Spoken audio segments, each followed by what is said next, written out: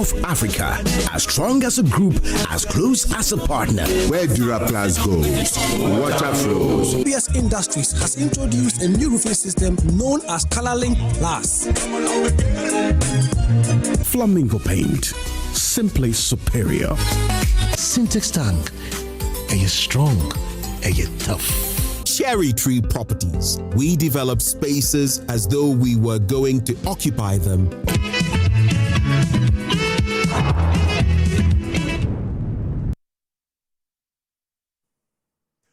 Good morning and welcome to Newsfile. This is your most authoritative news analysis platform. Today, we confront a political landscape in absolute convulsions. First, an explosive legal development sent shockwaves through the country as former Maslock CEO Sedina walked free. All 78 charges tossed out by the Court of Appeal after a high-stakes extradition from the U.S. Is this a triumph of judicial fairness over weak prosecution, or, as critics and the opposition MPP fiercely allege, a political deal calculated to let a high-profile figure off the hook?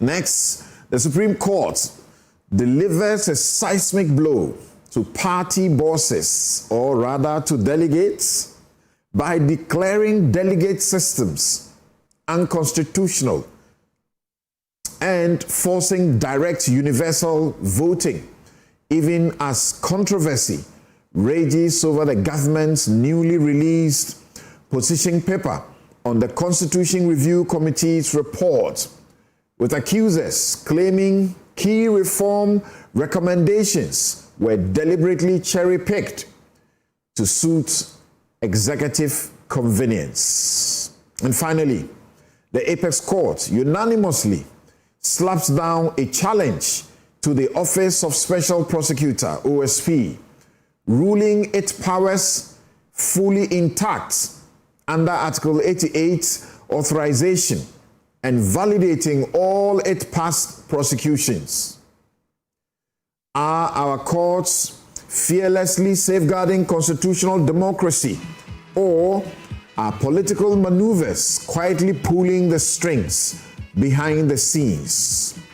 We dismantle the motives, the law, and the fallouts with our expert panel. And you can trust that on this platform, you get the best. We'll be right back.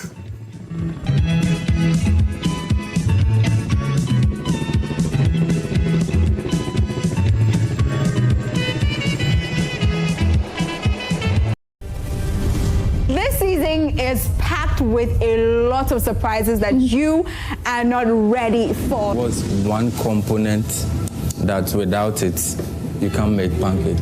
Without flour. What do you have on it? It's whipped cream and Oreos. And then I added a little of Milo to give it to Hey, when you I made the normal types of pancakes. You're a prophet. Then this is a prophetic pancake. There's something pungent you can't really tell. Where is it? I don't see the honey. You taste it. You taste it. Did you play football? You like football? I say you do your taxes and let's see. I really enjoyed the pancake. It's nice, but the pancake are too many levels. Hey, okay. Let's go. This is Big Chef Season 5.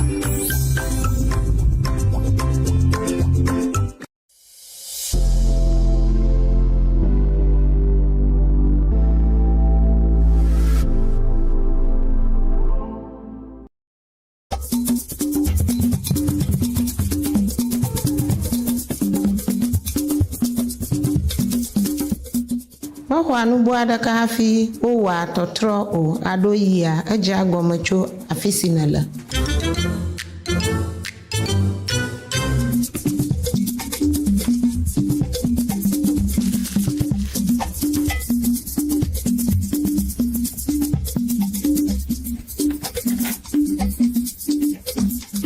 Belala na mama dina sesi eshia yi ano agbe le tome fafa yi yo ma amadaka ma le nkulam de enwu o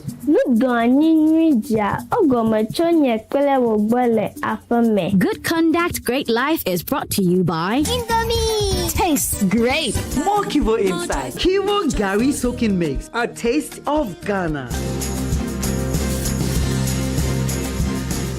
Upgrade your print game with Konica Minolta, proudly powered by SkySat Technologies. From all-in-one machines that print, scan, and copy to professional systems and heavy-duty production machines, we deliver unmatched performance.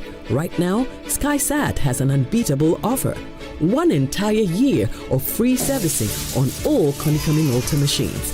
That's 12 months of expert maintenance for new and existing customers. Visit our new VIP Print Center at Pegasus Place, Airport Residential Area for a live demonstration. Call us on 050-164-5180 or 0302-798-829. Again, it's 050-164-5180 or 0302-798-829. SkySat Technologies. Performance that delivers every time.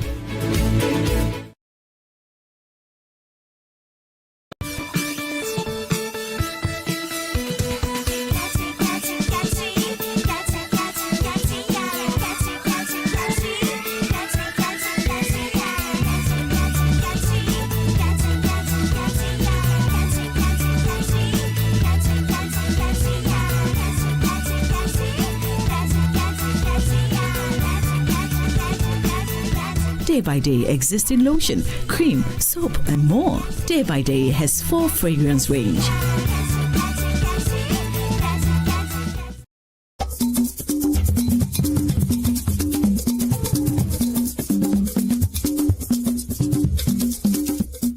Wahwanu buada kafi o wa totro o adoyia eje agbomecho afisinala.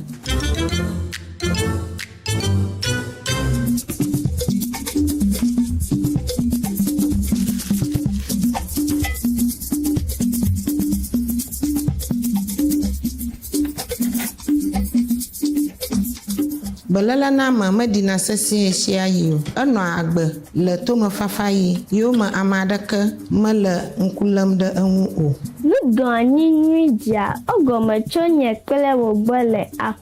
Good Conduct Great Life is brought to you by Indomie. Tastes great.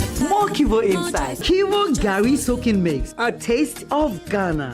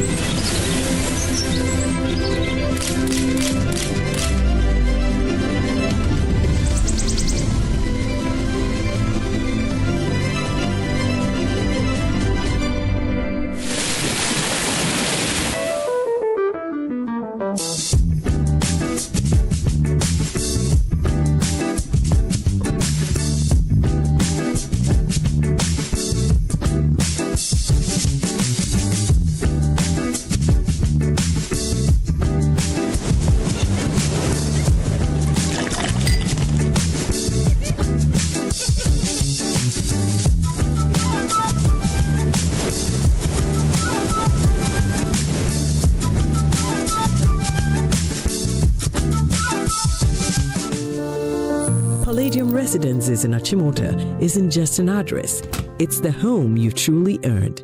Secure your place with just a 10% deposit and choose from beautifully designed modern apartments or spacious townhouses built for everyday comfort. This is more than a building. It's a vibrant, curated community with a clubhouse, state-of-the-art gym, and an on-site hotel, all at ABC Junction, minutes from Achimota Mall. Enjoy city energy while retreating to your private sanctuary. Call now to reserve your unit and benefit from limited launch incentives, including priority unit selection, executive pricing, and flexible payment options available. Don't miss the chance to pick the best homes. Book your private site visit today. Call 050-9823-424. Palladium Residences. Live smart, invest better.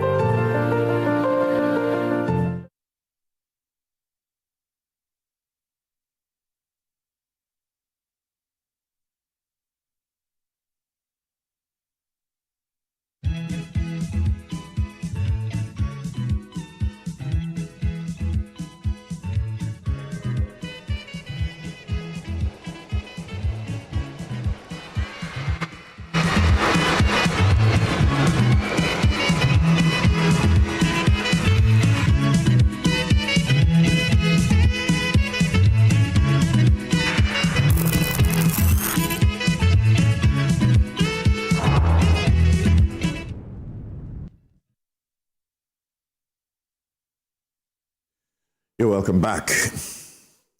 My guests are getting ready. Gary Nemakumafo, Director Legal Affairs of the New Patriotic Party, Inusa Fuseni, former MP Tamale Central and former Minister for Lands and Natural Resources. He was also in charge of roads. Mary Awalana Ada, Executive Director, Transparency International, Ghana. Manasseh Azuria, winner investigative journalist. Of course, he has something to do with the Sedina Tamaklo Tienu development at Maslog.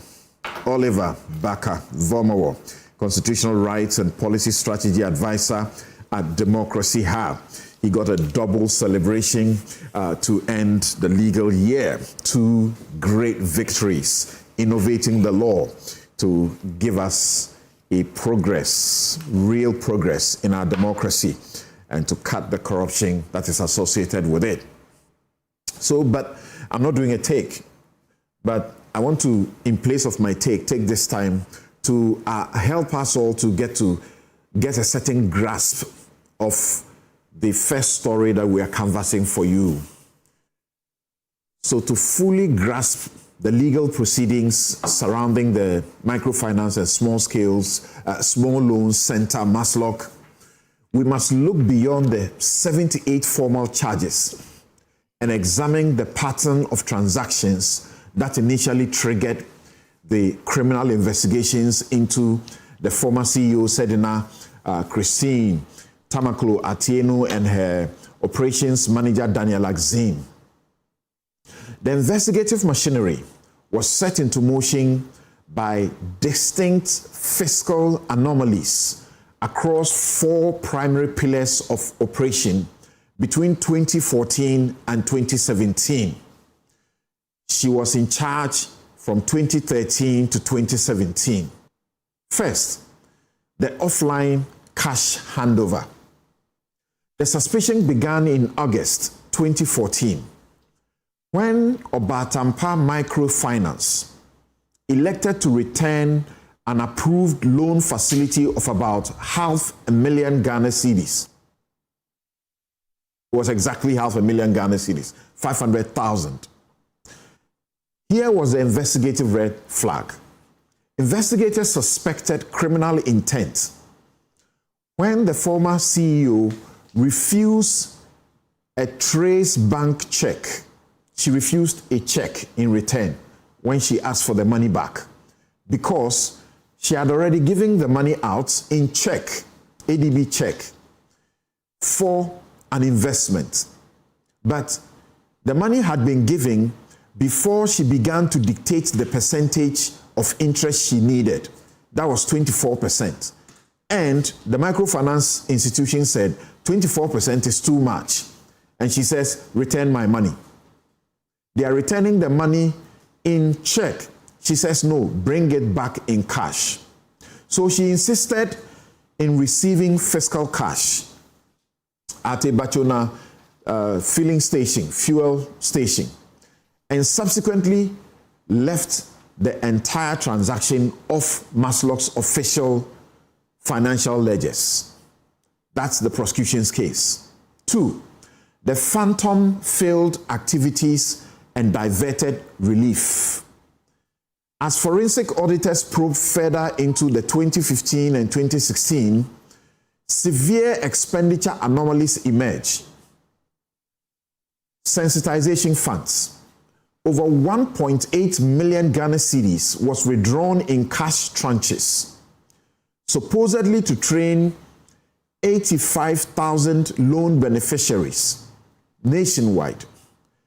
Investigators suspected fraud after verifying that a mere 1,300 Ghana cedis was ever actually spent on the ground, leaving nearly the entire sum unaccounted for. There was a fire at Kantamanto market. Following a devastating market fire, presidential relief funds of nearly 1.5 million Ghana cedis were allocated to support affected traders. The detectives uncovered that over 570,000 Ghana cedis was siphoned off into private hands before reaching the designated microfinance account. It was supposed to be given to these beneficiaries through a another microfinance entity. Grossly inflated procurement and unlawful commitments. This is the big one. By late 2016, the scope shifted to large-scale procurement. Maslock entered into single-source contracts for vehicles and dual-SIM mobile phones without seeking required approval from the Public Procurement Authority. Here was the investigative red flag. The investigators established unlawful conduct by comparing contract invoices against open market retail rates. Manasseh also did some work in that regard. He will join us shortly.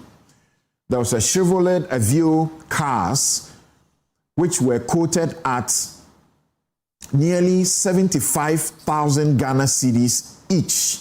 That's a unit price. Against a market value of about 47,000 Ghana cedis. You see the difference? There were these 33-seater Isuzu buses, which the state was billed at over 440,000 Ghana cedis per unit, exceeding the market value by over 150,000 Ghana cedis per bus. Samsung mobile phones were priced at nearly 93,000 Ghana cedis for units valued on the retail market at just 24,000 Ghana cedis. So in total, these inflated deals generated a direct overpricing loss of over 22 million Ghana cedis, while illegally committing the state to an unapproved supply obligation of over 61 million Ghana cedis. There was an end of tenure payout. That's what I'll end this with. In January 2017, elections have happened. As her tenure came to a close, over 270,000 Ghana cedis in unapproved ex gratia and leave in lieu payments were authorized and disbursed to the CEO and her deputy.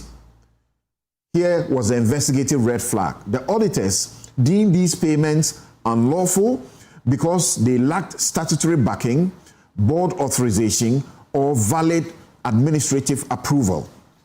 So when aggregated, the transactions represented a calculated direct loss to the state of over 25 million Ghana cedis, alongside an unauthorized procurement burden of over 61 million Ghana cedis.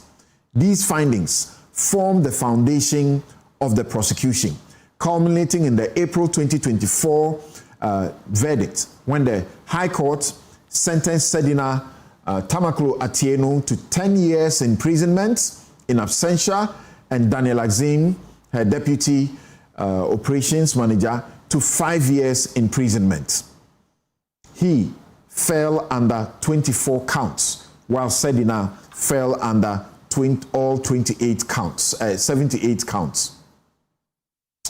Now, that verdict has been overturned, and that's what is sending the shockwaves and accusations and all of that.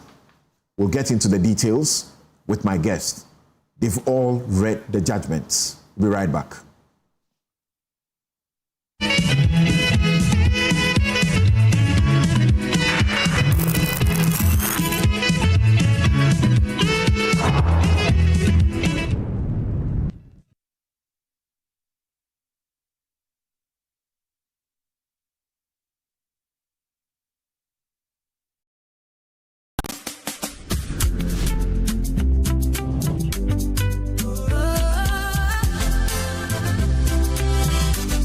From the heart of Africa we stand, building dreams. across the land. Every step we did your side, helping you rise, taking you higher. Strong as a group, close as a partner. Bank of Africa lifting you higher. African Bank with global reach. BOA make your future glow. Strong as a group, close as a partner. Bank of Africa lifting you higher. African Bank with global reach. BOA make your future glow. We go there for you night and day. Strong as a group, close as a partner. Bank of Africa lifting you higher. Bank of Africa, as strong as a group, as close as a partner. In my line of work, a confident smile is everything. Kel Charcoal toothpaste keeps me on top of my game and ensures my smile is always radiant and bright. With the tiring nature of my job, we spend several hours under the scorching sun. To keep our teeth white and our breath fresh all the time, we use none other than Kel Charcoal toothpaste. Kel Charcoal toothpaste. You're on a Kessie and in a kit one. Samayo Kendini, and who be here? Semetra Sapapadia to a mammy mouthful. Kel Charcoal's natural ingredients, and a bomb is several buying, and maniswing, Nesansu Mama Hotoso, and will beg you. Kel Charcoal toothpaste. Choose Kel Charcoal toothpaste for anti-cavity, whiter teeth, and fresher breath all day. Available in 80 gram and 150 gram. Grab yours today. Kel, happy smile. This advert is FDA approved.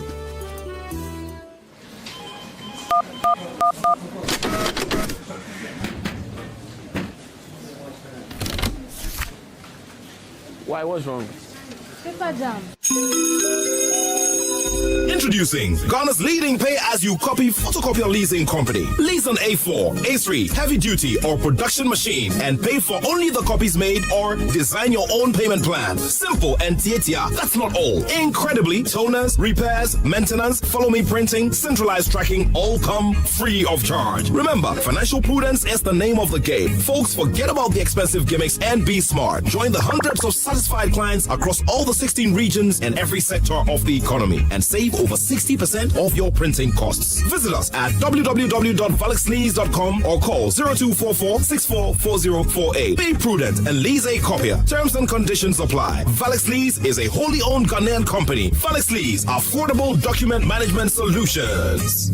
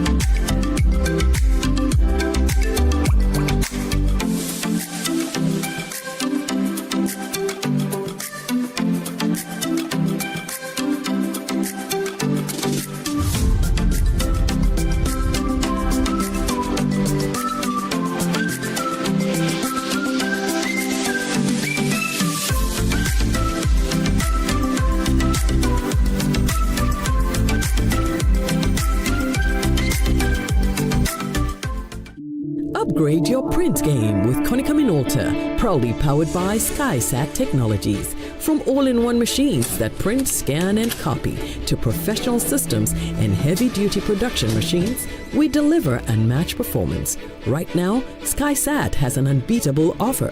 1 entire year of free servicing on all Konica Minolta machines.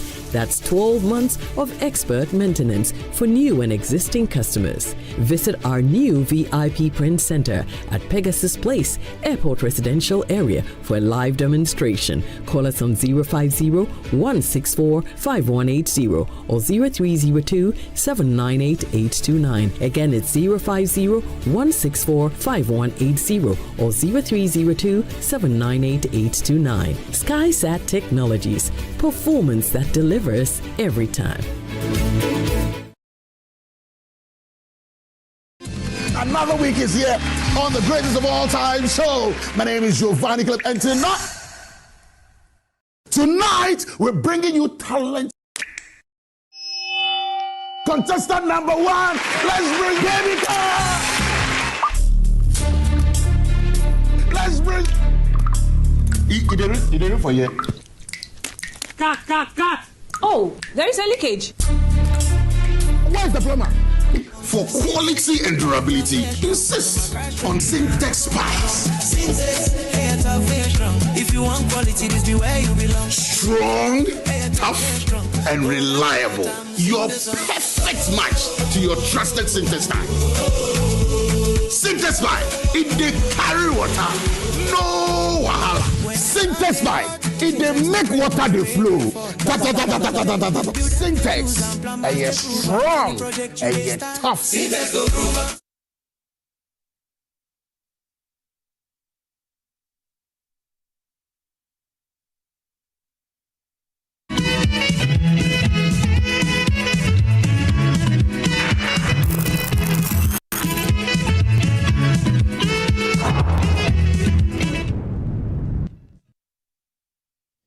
Our very first story, Joy News Investigations has revealed government in 2016 purchased 350 vehicles for onward distribution to transport operators at 18 million cedis more than it would have cost if the same vehicles were bought from the showroom. The Ghana Private Road Transport Union, GPRTU, which was to receive the vehicles for redistribution to its members, rejected the vehicles, citing the cost at which it was being offered to them. Manasseh Azuriawuni spent the last 7 months investigating how various vehicles procured by the state have been grounded. In the first of the series titled Grounded Wheels, Manasseh delves into the reason the Maslog vehicles have been at the mercy of the weather for more than 2 years now. In the National Security Yard behind the Accra International Conference Center, 350 vehicles procured by the Microfinance and Small Loan Center, Maslog, are packed with some of the saloon cars completely covered with overgrown weeds. The vehicles are made up of 133-seater Isuzu buses, 100 Chevy Sparklight saloon cars, and 150 Chevy Aveo saloon cars. Maslog procured these vehicles in 2016 for the Ghana Private Road Transport Union, but the GPRTU rejected them. The Chief Executive Officer of Maslog, Stephen Amwa, says the Transport Union rejected the vehicles because they are overpriced. If you look at the prices and compare that to market averages, the prices were outrageous, because those trotro buses and commercial vehicle drivers have their turnovers, the sales they make a day, and for that matter, any car they procure for that purpose should be able to work in that capacity and give them the sales they need to be able to break even. Joy News, as part of this investigation, went to the supplier of the vehicles, Mac Autos and Spare Parts Ghana Limited, for quotations in August 2018, 2 years after the company sold the vehicles to Maslog. We found that the 2016 prices of the vehicles are lower than the 2018 prices, but our investigation revealed that the cost at which the company sold the vehicles to Maslog in 2016 is far higher than the cost at which it sold to the general public in 2018. For instance, Mac Ghana sold the 33-seater Isuzu bus to the general public in 2018 at $79,000, but sold to Maslog in 2016 at $107,000, a difference of $28,000 per bus. The company sold the Chevy Sparklight saloon cars in 2018 at $9,000, but sold to Maslog at $12,500. In 2018, Mac had stopped selling Chevy Aveo saloon cars, but an August 2017 invoice from the company, which Joy News obtained as part of this investigation, caused the price of each Chevy Aveo vehicle at $14,000. However, the company supplied each of the 150 vehicles to Maslog at $18,000. In all, the cost of the vehicles sold to Maslog is higher than the market price of the vehicles by at least $3,750,000 or 18,375,000 Ghana cedis. Joy News made several attempts to speak to the CEO of Maslog, who signed the contract at the time, Sedina Tamaklo Atienu, but could not get her to comment. When Joy News wrote to Mark Ghana for a response, the company denied any wrongdoing. In a letter to Joy News, Mark Ghana said, "The reasonable difference in prices of the vehicles sold to Maslog and the prices sold to the general public was due to the fact that it was not paid upfront in cash, but over a period of 2 years. As such, an interest was put on the price as is custom in car purchases." Stephen Amwa believes the amount put on contracts in Ghana are generally too high. I know all over the world businesses, they have lobbying fee. So you might have thought of some small margin to manage the transactions that went on. Even America, they have lobbying fee. Whether it's wrong or right, I don't know. But a situation where just by observation, amounts that are added, sometimes when you think about it, you ask yourself, so do we have mosques and churches in Ghana, like buildings? I hope you understand what I'm saying. I'm not perfect, bro. I'm not an angel. But I think what is really destroying Ghana is corruption. There's nothing else. Whether NDC, CPP, we have good people who are learned. But why? It's corruption. Why? It's corruption. Joy News investigation revealed more anomalies with this contract beyond the prices. We secured a record of all the vehicles imported by Mark Ghana from January 2016 to December 2017. We also secured details of all the vehicles cleared by the company for which duty was paid. When the details of the vehicles supplied to Maslog were searched from the vehicles cleared, they were not found. Our checks with the Ghana Revenue Authority confirmed that the company did not pay duty on the vehicles it supplied to Maslog. According to the GRA, duty on the 350 vehicles amounted to 10,500,000 Ghana cedis. Further investigations revealed that the Ministry of Finance had written to waive the duty for the company pending a parliamentary approval, which did not happen. Our investigation, however, revealed the company was not entitled to a duty waiver according to the terms of the contract. Article 32 of the contract states, and I quote, "A supplier shall be entirely responsible for all taxes, duties, licenses, fees, etc. incurred until the delivery of the contracted goods to the final destination." End of quote. GPRTU executive told Joy News the union had its own preference, but Maslog insisted on Mark Ghana. Besides, Maslog did not discuss the prices or sign any contract with them before importing the 350 vehicles. The procurement specialist, Kobina Atabedu, says government committed a series of anomalies in the transaction. My understanding of this is that GPRTU said that they want government to assist them to acquire vehicles. GPRTU had their own preference of vehicles they want. So that is the specification. How come government decided that we are going to go to Mark and that is what we will give you? That is a red flag for me. Number two, why should it be a sole source or a single source? And where is the approval? Did they get PPA to do an approval for that single source? Now, if PPA did an approval for that single source, what kind of due diligence did they do before they decided to give them the approval? Because if I look at the analysis here, they quoted in cedi. The contract was given out in Ghana cedi. We have ended up paying in USD as against the contract. That itself is a flaw on government's part. He also commented on the value of the vehicles. When a vehicle drives out of the showroom, as soon as it comes out of the showroom, 20% of the vehicle has depreciated. It's gone. The value is gone. So if we are to sell those cars today, we will have lost money. Because by accounting standards, you can depreciate a car over a maximum of 5 years and a minimum of 3 years. So if we take the maximum, it means every year 20% of the value of the car is gone. So as soon as the car drove out of the showroom, so if you buy a car today, you take it back the next day and say, I want my money back, they'll give you your money minus 20%. So we've put those cars there, dumped them in the sun. Since 2016. Since 2016. So 2016, 2017, 2018, now we are in 2019, 4 years. the value of those cars, book. The fate of the vehicles is not known. What is known is that, irrespective of how the vehicles are disposed of, the state will have to sell them at a lower price than it bought them. For Joy News, Manasseh Azure Arena reporting.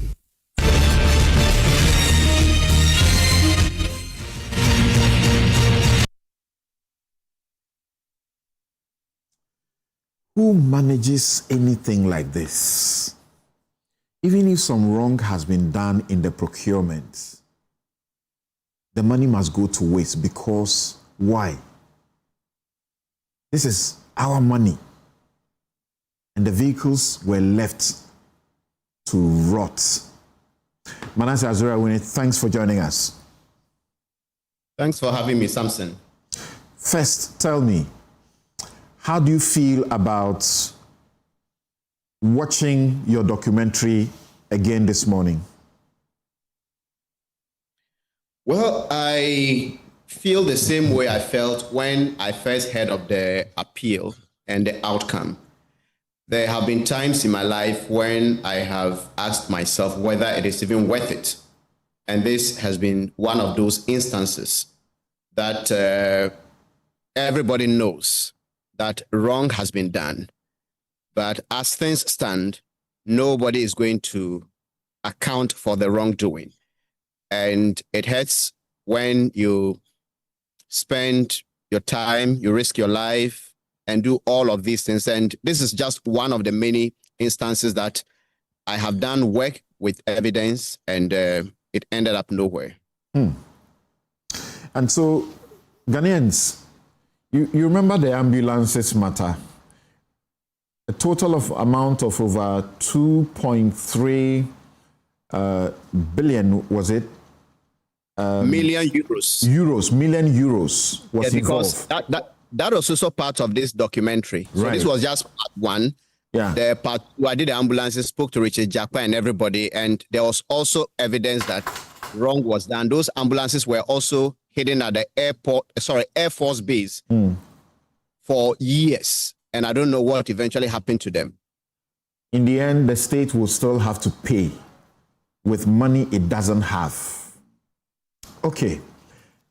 Now, give me your preliminary view of the Court of Appeal decision, because you were excited when eventually in 2024, the court found the two guilty on all the 78 counts and sentenced them to 10 years and 5 years. The deputy who was sentenced to 5 years, I think he did 2 years and got bail pending appeal, and so he's out.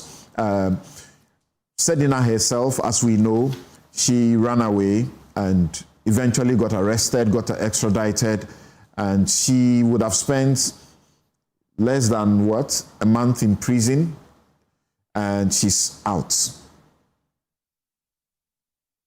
Yes, I had the opportunity to read the entire judgment, and I also read the initial judgment by the High Court. And together with the background, I will say that there are instances that I agree with the Court of Appeal judgment. There are a number of loose ends, maybe we'll come to that maybe should serve as lessons for investigators, prosecutors, and even investigative journalists like myself. But there have also been instances that I felt that the judgment was reading as if a defense of the accused or the appellant. And I'm a lay person, but that is what I felt in a few of the instances that especially with the procurement issues, there could have been a way to hold on to that verdict. Okay. The state says it is filing an appeal. I think it has done that by now. It's also seeking to stop her from being released from prison. I don't know how that is going to happen, because by now the orders would have been drawn up, the warrant would have been issued. She should be out there enjoying her freedom, because that's what the verdict is. Yes. Gary, yeah. Good morning to you, Samson. Good morning to your distinguished a guest, another friend, Mr. Husseini, my good friend.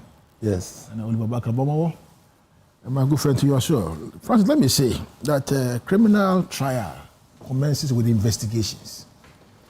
Now, investigations, it could be the law enforcement, whether it's Yoko, whether it's police, whether it's... In this case, it was Yoko. Yoko. Now, the normal circumstances, when you go there, then they will ask you to write your statement, whether it's ordinary statement, whether it's a caution statement, depending on the information that you have to give them. Now, after you give them information, or what you know about what they are investigating, then they say, well, if it's about caution statements, we say, well, we're telling you, put your statement down, whatever you say will be against you in the court of law. These are your own rights, you are told, and then you write it down. If you write it down, you are given bail, and then you go home, they continue with the investigation. At the end of the day, if they have a compelling case, they can go to court against you, they file your charges against you, and then you now appear in court, you are given a court bail, and then the trial continues. Let me state that it is the burden on the prosecution, and it rests on them throughout the trial to make sure that they put the case against the accused person beyond reasonable doubt. However, it is not beyond a shadow of doubt. All right? So the burden rests in the entire case on the prosecution.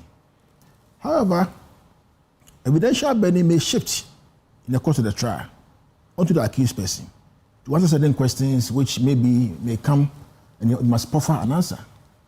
But you must understand that the entire burden, the onus of proof, is on the prosecution throughout the trial. Now, if at the end of the day, prosecutor is able to produce enough evidence to demonstrate to the high court or whatever court that is dealing with the matter, that in case they have made a case against the accused person, the next stage is that the accused person will be called upon to answer, make a submission, whether it's of no case or whatever it is. In this case, the accused person has pondered the jurisdiction and traveled after they never came back. That notwithstanding, the burden still rests on the prosecution to submit the guilt of the accused person beyond reasonable doubt. What do we find here? The High Court convicted the accused person and the two of them on all the counts. Now an appeal was filed, we are told, was filed within time. What is concerned to me is that how the appeal got filed and was never served on the what do you call it? The Attorney General. The Attorney General is a bit baffling. But you must understand that the fact of an appeal being filed and the fact of an appeal being served are two different things. You can file an appeal, all right, but it may not be served. The service of an appeal is done by the registry or the register of the court on all the affected parties. Here we are being told the appeal was filed within time, yes. And we are being told that the appeal was not brought to the notice of the Attorney General until recent matters where even we are now told that it came to bear that in fact an appeal was filed at the time. But it must also be made point and clear that you see that yes, the appeal was filed, but the appeal was not prosecuted within time. It wasn't. And then recently we were told that they came for leave of court to enable them. So what I wanted is that, we'll get into the detail, I wanted your preliminary view of the judgment overturning the convictions. I have read the judgment in its entirety. There are portions of the judgment I tend to agree with the Court of Appeal. There are portions of the judgment I think that was an overstretch, but it tends to place a very high burden on prosecutors to prove the guilt of an accused person without a shadow of doubt. That I have a problem with that one. And the fact of overturning the conviction in the sentencing, I thought maybe they could have asked for a trial de novo.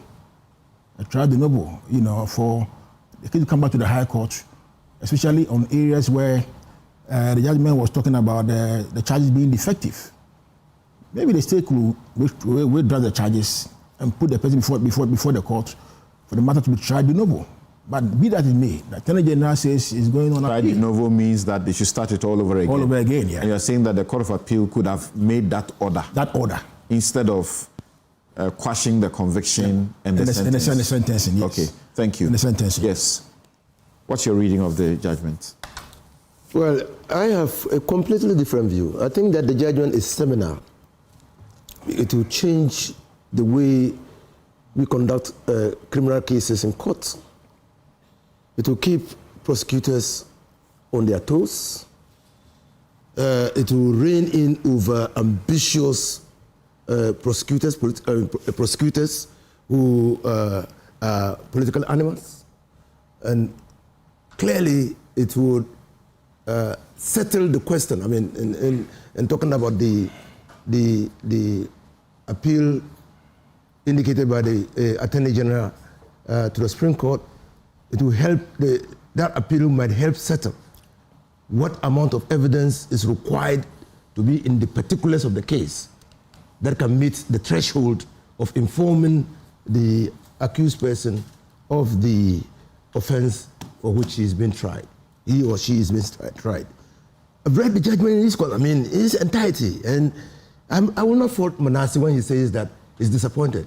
In fact, when the first flyers came out, Sedina was acquitted and discharged. I was with a group of people. Everybody said, what is happening? What is happening? A correspondent or somebody working within multimedia called me, Echo, and said, he wanted me to comment. I said, I can't comment on that. I need to read and understand what went into court. He said, 5 o'clock, I said, if I don't get it, I won't comment. Many people rush to comment, and they are taking their words back. Because you see, like he said, the appeal was filed on the 9th of May, 2024. 9th of May, 2024. That was when the appeal was filed. And it's in the judgment. Okay? Served on the Attorney General. When? I don't know when it was served. Good, that's a good question. I don't know. Until but what I know, until February of 2026. No. No, how did they settle the records? Until February of 2026. How did they settle the records? So if we are keeping to what is on the record, yes, as far as the proceedings are concerned, yes, the Attorney General told the Court of Appeal, yes, that they only became aware of it at this time. No. And then they asked to be given the opportunity. By the judge, listen. I've read even the motion. Okay. Listen, please. Wait. Let's not do that yet. Your preliminary comments will come to where you have issues. I've read the motion where the Attorney General has filed a motion seeking to add to the record of proceedings Exhibit AM1 and AM2. What dates? You may want to pay attention to what dates. No, what I'm saying is that that was filed. What I'm saying is that the Attorney General's motion to add those exhibits did not reside in his affidavit in opposition, that they only became, affidavit in support of the motion, that they only became aware of the records. In fact, that's what it says. No, I've read it. I've read it. Do your preliminary. No, I've read it. We should go straight to them. No, okay. We should go straight to them and deal with them as such. I'll go straight to them and deal with them. But we are not going into the details yet. I want your general overview. Preliminary. We'll come back to go to the details. My general overview of the case, of the Court of Appeal case, the judgment of the Court of Appeal by Ankama, and I had the privilege of practicing before him when he was in the Circuit Court. But my general overview is that the judgment, like I said, is seminal. It appears to be dealing with the profound issue of the guilt of a person and what is required to be proved. It appears to be dealing with the issue of what the role of a judge is in a criminal trial, to be a dispassionate observer of the process and not complementing the shortfalls of the prosecution.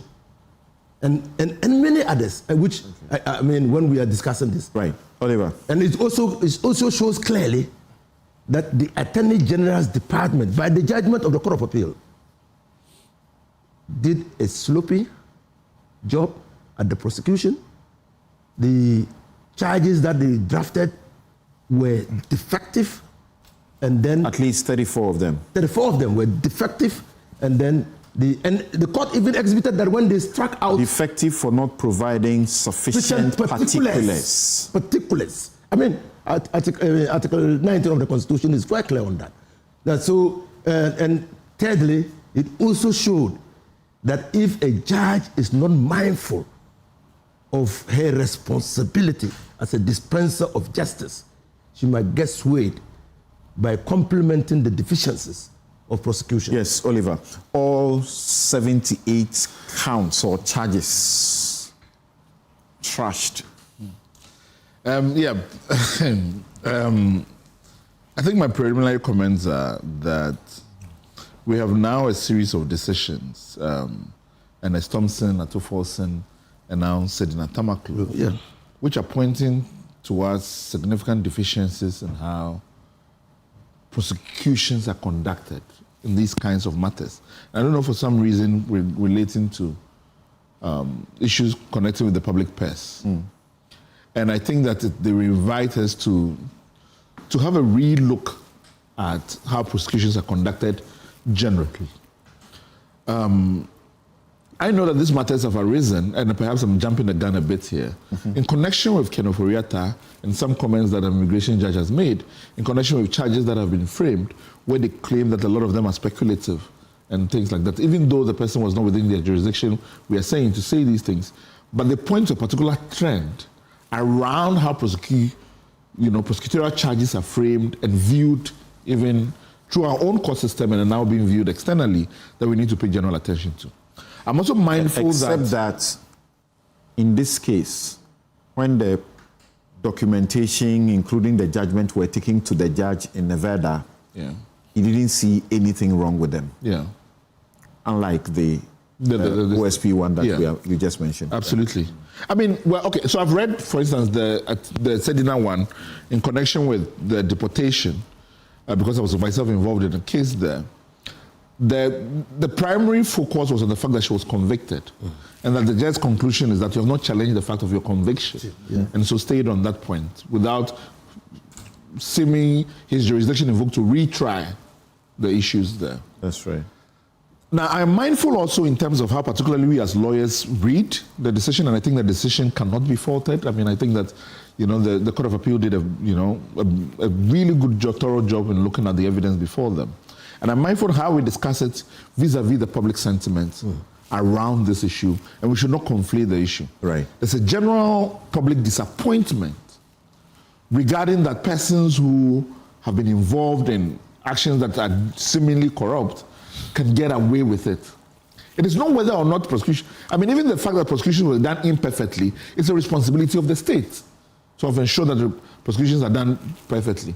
So we cannot tell people to pack those feelings that they have of general mistrust around what we are handling just because the Court of Appeal did a very good job. Of course, the government itself feels the heat. Absolutely. And you could see the immediate reaction, appeal, and seeking to stop her from, gaining her freedom. Yes, Mary, what's your preliminary view of the decision? Good morning to you, Samson, and good morning to your cherished viewers and to a distinguished panelists in the studio. I would want to start from where Oliver ended. Generally, the fight against corruption in Ghana, for us from a civil society perspective, has been that when it comes to the area of prosecutions, we don't see a lot of effect or impact, and that is sad. And again, the citizens' disappointment, including some of us, is the fact that the courts would definitely use the law. And we don't disagree at all whatsoever that the law must be used. And in this case, the law has shown again that we need to go beyond citizen sentiments and expectations to do due diligence and a thorough job before we prosecute. As has been said earlier, I tend to also believe that sometimes the issues of political pressure also helps in promoting some of these, and they have been done before. People have mentioned them already. I don't want to say much, but then powerfully it reaffirms that The rule of law remains the cornerstone of our democracy. We cannot run away from that. And the courts do not convict just to satisfy public opinion or civil society expectations. People are convicted based on available evidence. So for me, the key issue here or takeaway for me is that the law protects the innocent until proven otherwise. And so it's for us in civil society to also then pay attention more to the investigations, pay attention, and also for all stakeholders, the state which conducts investigations, to ensure that the investigations and outcomes of these are very cogent and can stand the test of the courts. Otherwise, we would come back to these results which do not inure to the trust in the fight against corruption in this country. I say so because we have seen a lot of this. The optics matter when it comes to evaluating and assessments that show that Ghana is making credible steps in the fight against corruption. When these outcomes do not commensurate to these, we then begin to put in all the political speculations. We begin to talk about all the speculations that happened even before now. In this particular case, we were told in certain circles that this was going to happen. The lady was going to be brought back, and then there was the appeal was going to ensure she is discharged and acquitted easily. And it's happened. These do not also help us. So for me, I believe that the haste with which this was done, perhaps because of the end of the legal year, I am not too sure, but we could have paid more attention to that. That is for me from a civil society perspective, but it doesn't discount again that the law remains the law, as something you continue to tell me that I have to focus and ensure that I remain focused on that. All right. Okay, so Manasseh, let's begin with you now. What do you find right, as you suggested, and what do you find wrong with the judgment, as you also suggested? But before you do that, let's hear what the NPP, through a press conference by Nana B, and what the Attorney General also had to say. Which we challenge every journalist, all of you here, we challenge you to go and read the judgment. It is very meticulous, count by count dissection of fraud, fictitious disbursement, monies meant for struggling market women dissipated. Remember the Kantamanto market. This woman dissipated monies meant for them. And above all, serious breaches of our public procurement laws. No serious lawyer or no serious Ghanaian who has read the judgment can honestly describe the evidence as seen, describe the evidence as anything other than overwhelming. She did not stay to answer it. She fled the jurisdiction mid-trial and was convicted in absentia. A fugitive from the very justice system that has now embraced her and freed her. And yet, within 7 weeks of her forced return, the conviction has evaporated. We ask the questions every Ghanaian is asking. On what principle of law does a mountain of evidence become a mirage? Which findings of fact were perverse? Which directions on the law were wrong?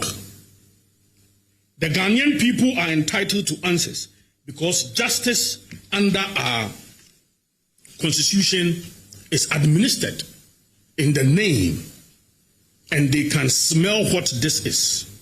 Prosecution to file opposing the appeal, because we believe that the High Court judgment had merit.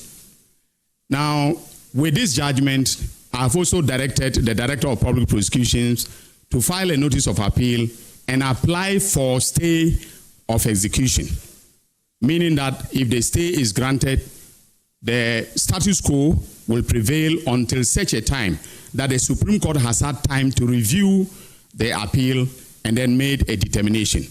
So that is all that I can say for now. I have a soft copy of the judgment. I'm yet to peruse it and then come to a firm conclusion as to what will be our grounds of appeal. But I want to emphasize that I believe that the judgment of the High Court had merit and that the United States District Court that extradited her to Ghana had a basis for making a determination that she was the proper subject for extradition. All right, so the learned Attorney General somewhat agreeing with Nana B, but different tone and different language. Yes, Manasseh. Thank you, Samson. And permit me if I speak like a lay person. The first thing I saw, and I took time to pay attention to the issues that I'm familiar with even before they went to court. And if you take the charges relating to causing loss, which were struck out as defective, I read those charges, and I don't know, I think the judge did mention that sometimes beyond what is contained on the fact sheet, beyond the charges, the fact sheet and other documents should also supplement that.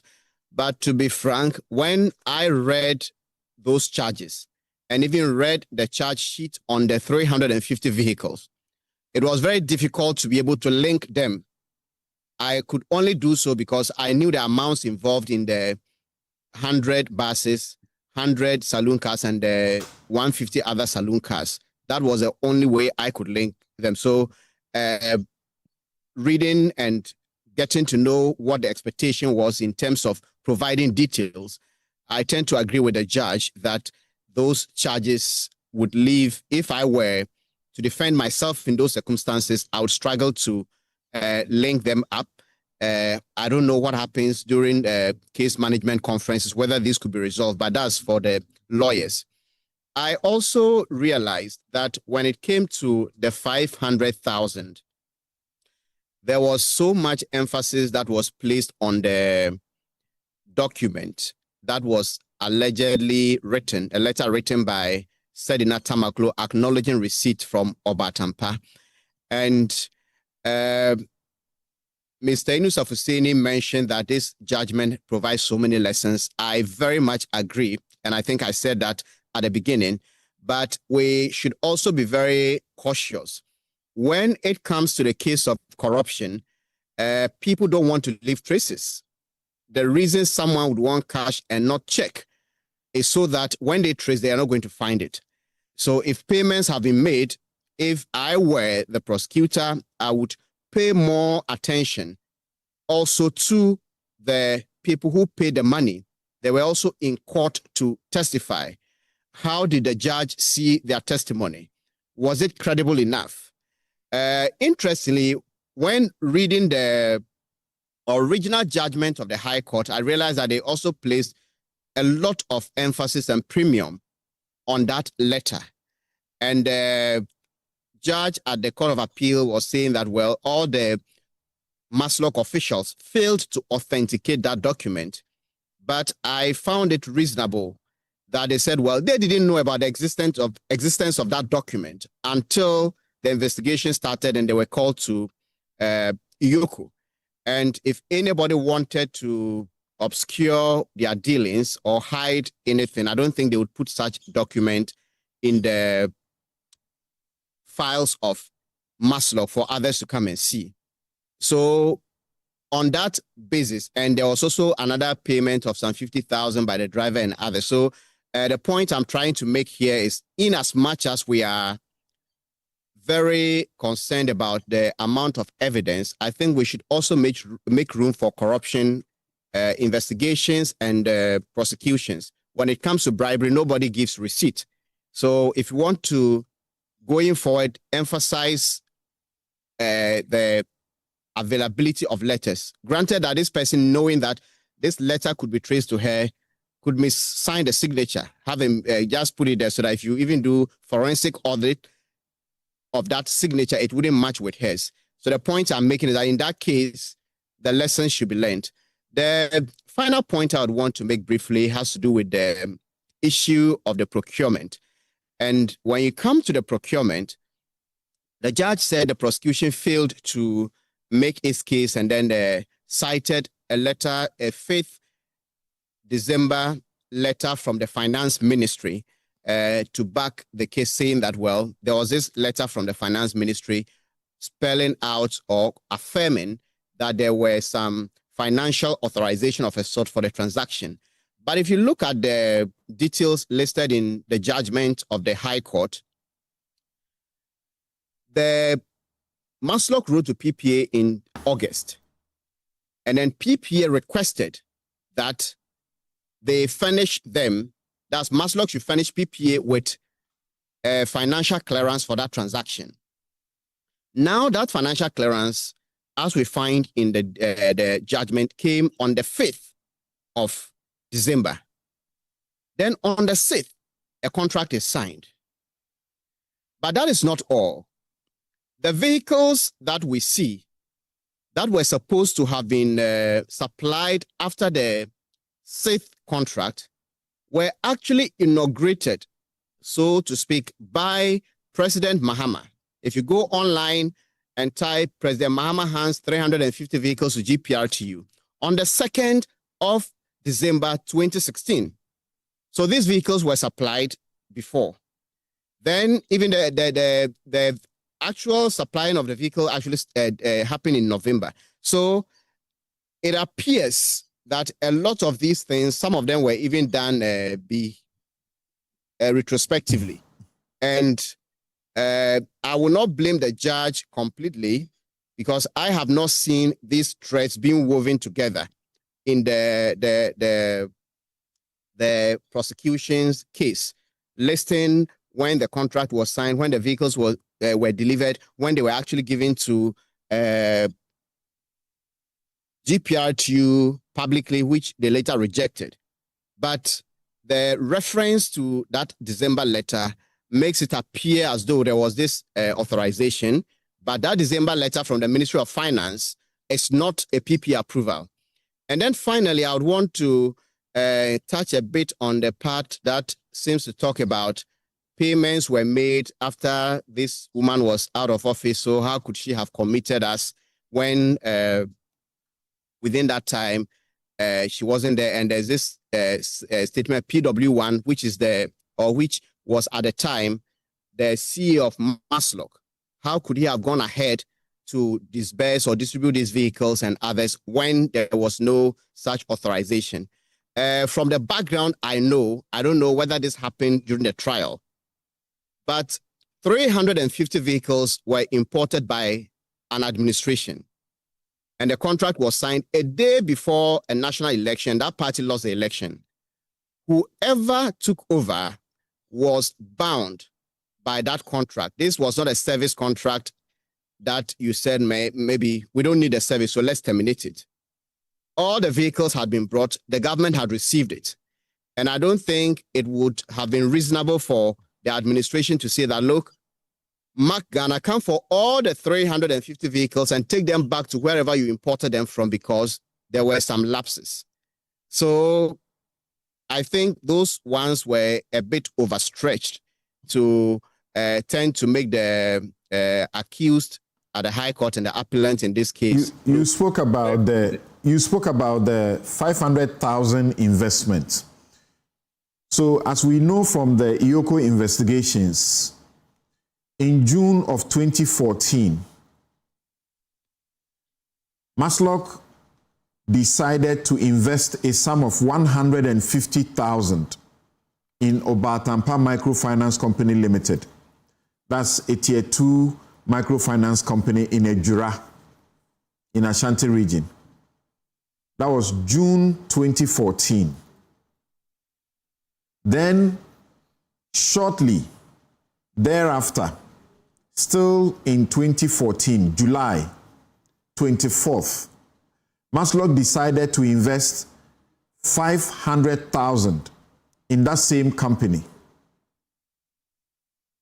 Then it is after Maslock issues an ADB check from its bank account to the microfinance loans company that it begins to have discussions with the company about the percentage of interest. So she said that they wanted 24% interest. And the company told her that that is too much. They can't afford it. She asked for a refund. They say you paid in check, so we are returning a check with that value, 500,000. She insists and demands cash payments. So on 28th of August, the board chairman takes that money in a bag in the night to Bachona Spintex and hands that money to her. Do you really blame a judge who looks at this situation and asks herself the question, which corporate executive does this? Who will refuse a check for a cash in this circumstance and ask for the money to be brought to them in the night at a filling station? And why would you give the money out first before you say, I want this percentage of the investment? All of that would have been agreed first. What do you think? Well, when it comes to the how they do their things in the between Maslock and this organization in terms of agreeing on the percentage, I have no idea how they transact their business.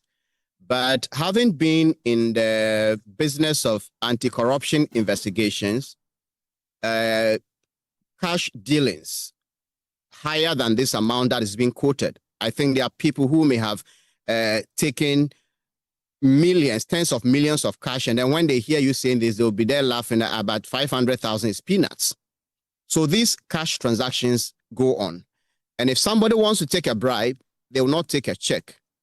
If somebody wants to take kickbacks, they wouldn't take it in a check. And if anybody at all was minded to get this money out of the Maslock system, then they would probably be more interested in taking it in cash than allowing it to be paid into the Maslock system or account before they go through the bank and other processes to take it out. So the point I'm making is, I'm not saying that we shouldn't give or put any value at all on the supposed check. But if you want the Maslock officials who testified to have authenticated that check, they're saying that no, we didn't know about it until we were called to Iyoko. So it is not in our files. We don't have it. And the other point I'm making is that... Yes, what do you make of the point the judge makes? That she herself, while she was there, the right to demand interest on that investment when the money had already been refunded to her. And then Stephen Amwa also comes to take over that office and writes to the company and ask for interest because he knows that they have an investment in the company. Yes, as for Stephen Amwa's one, I don't think it strengthens her case in any way. But her own letter, I think I read somewhere that it was co-signed. So I don't know how that letter was written, whether the board asked them to write or whatever. But the point of the why will the board, I'm thinking like the judge a bit, even though in criminal law you must prove beyond reasonable doubt. Why will the board ask them to write a letter to Obatampa for the interest on the 500,000 they had put in as of July 2014? when they knew, or they ought to have known, that as of the 28th of August, the money had been returned of 2014. So why will you write to the company asking them for interest on the amount? Yes, the point I was coming to make is that from all the narration, there is only one person. That is, if the account of Obatampa is to be believed, there was only one individual at Maslock who knew about this return of funds. Because if the money had been paid into the account, then everybody within the chain would know. But they say they met this person at Bachona Total with cash. And we don't have any evidence that this cash was later paid into Maslock account, or everybody in that organization was informed. So the point I was making is that that letter, which was co-signed by Sedina, actually strengthens her case, because the average person would think that, well, if she had taken the money, there's no way she would agree to sign a letter demanding that money again. But of course, there are other actors in this equation who said they paid cash. They paid cash. And anybody who wanted, I don't have evidence to say that this is what she did. But if the narration is to be believed, anybody in her shoe, the reason for taking cash is to ensure that there wouldn't be traces of the nature that will get somebody to follow up. All right. Well, if somebody said, and I'm coming to you, Nusa, if somebody said that Sedina and her operations manager brought this upon themselves by this kind of transaction, one face of it, not all the others, what will you say? Which transaction? The 500,000? Yes. Yes. You see, that is what I don't understand, my friend Manasseh and my brother. Obatampa received 500,000 support from Maslock, official, by check, not by cash. No support, an investment. Yes, investment support. Okay. By check. And when discussions fell through, that is their narration. That's not the narration of Sedina. That's the narration of Obatampa. That's the narration of the prosecution. Then Obatampa says the CEO said we should return the money in cash. And we returned the money in cash. Okay? And handed the money to her at Bachona. Don't you see culpability on their part, or aiding and abetting the crime? Don't you see it? You don't see it? The second thing. In Akonta mining, no, I'm not talking about Akonta. We use somebody who had committed a crime to convict somebody. They didn't use the board chairman as prosecution witness. No, I'm only saying that it is allowed that these can be done. That's the first thing. All right. That's the first thing. So this was an official transaction. For God's sake, this is an official transaction. You receive money by check, and you elect to, or you are compelled to return the money by cash, and you want us to believe the story?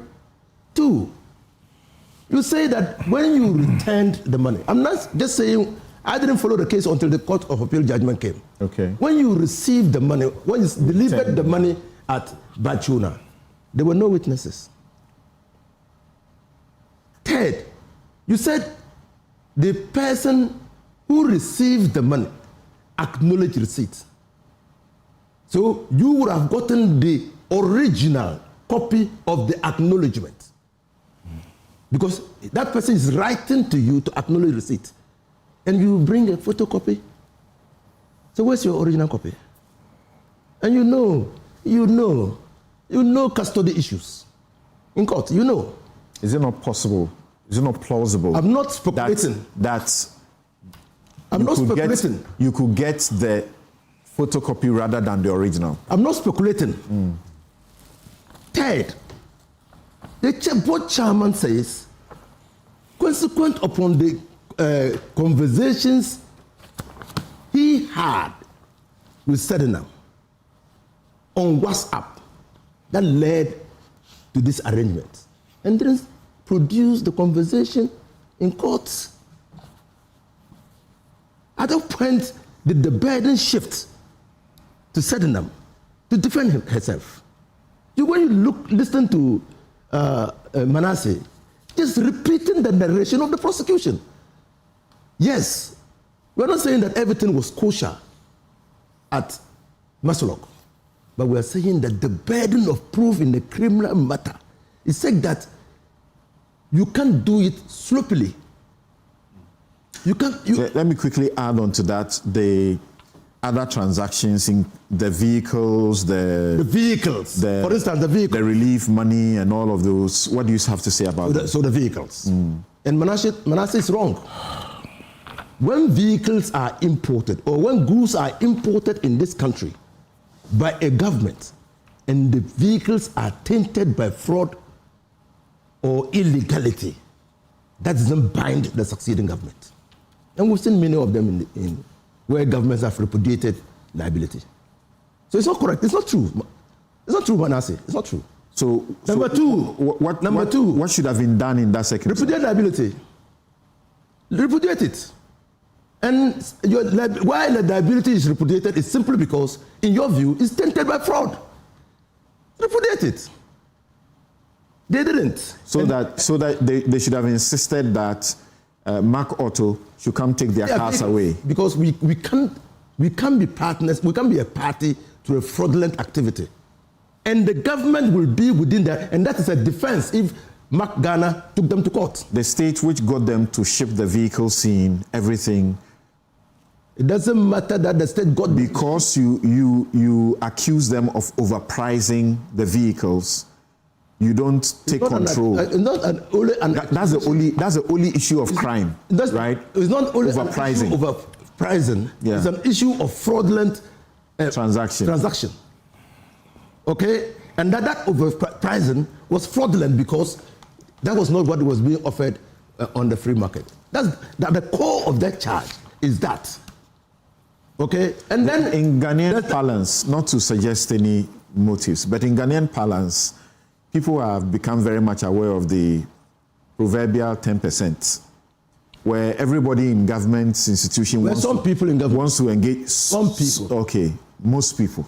Okay. Want to engage in procurement, and then in the procurement, they will get their cut. Some call it facilitation fee, and I was shocked to the marrow when I saw a contract between two people and the state, and there was facilitation fee, which was 10%. I was very shocked. Was he writing?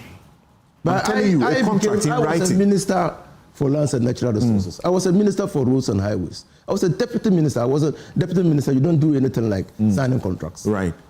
I never demanded 10% for any contract. So I'm saying, Ghanaians is it too much for them to think that you may not blame the company if indeed it was as overpriced? You may not blame the company, but blame the one who is entering into the transaction for the state, because often they are the ones, allegedly seeking to benefit. So they say, okay, you sell this at 20 cedis, but we'll tell the government that you sold it to me at 50 cedis. I agree. So it's a narration. So you are charging them for doing acts on behalf of the state with that authority. Framing the charge that way does not shift the burden onto her to show that she had authority. That's the first thing. That's what the court is saying. If you say she didn't have authority, show it that she didn't have authority. It doesn't matter our own idiosyncrasies. Mm-hmm. And we are not even saying that what she did was proper. But if you go to court to say that someone does something with that authority, that should not be enough. That's what the court is saying. Right. Okay. Number two, you said she caused financial loss. Of how much? A huge amount of money. Yeah, the commitment was 61 million.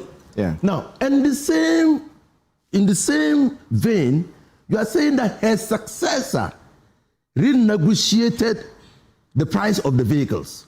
At what point can we say she had caused that commitment? Because the state did not finally pay 61.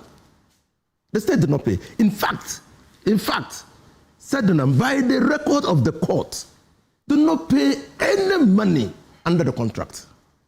By the record of the court. Because it was too late. What I'm saying is that by the record, you are charging somebody. The government changed. You don't. You are charging somebody. You must.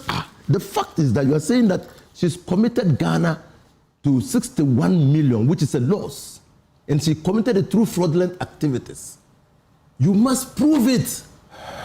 You must prove it. If you fail to prove it, the charge must. I get that point. Do you agree with the state when it says that perhaps this was mitigation, trying to mitigate their loss? That you've already saddled us with this, and we can't say the person should take it back and ship them back to wherever they brought it, or take the loss and find how they're going to go around it. You know, normally these things you raise money through banks and so on and so forth.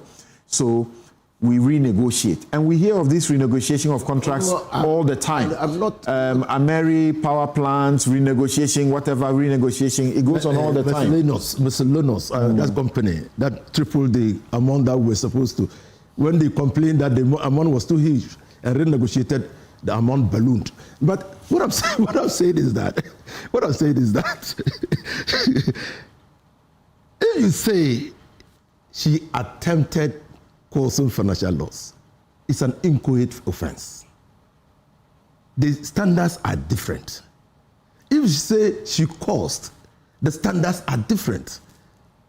If you establish that attempt, the punishment could be as if she had done. But if you say she did, you must prove it. Perfect point. Right. Yes, Gary. Something. You also said you have issues with portions of the judgments. What are these issues? Show us where the court erred. I will show you. No, I'm not saying the court erred. I'm not saying so. I'll show you where I have issues. So you have issues, but it did not err? No, I'm not saying the court erred. Okay. Now, you see something. So the Attorney General should not appeal? Listening to, well, we think it's right to appeal. I mean, I can't say you shouldn't appeal. Okay. Look, listening to Honorable Yusuf Hussaini and Manasseh, the more I listen to them, the more I realize something wrong has gone on. Some wrong has gone on. Look, something, who receives bribe and gives a receipt for it? But there's no bribe involved in this matter. Hold on. Don't change the narrative. You see, that's why we are polluting the public. There's no bribe. Listen, let me make my points. And money has been paid. Like Yoko raised a suspicion and it ended up in the prosecution. He's entitled to raise a suspicion that's a potential bribe. So Which one?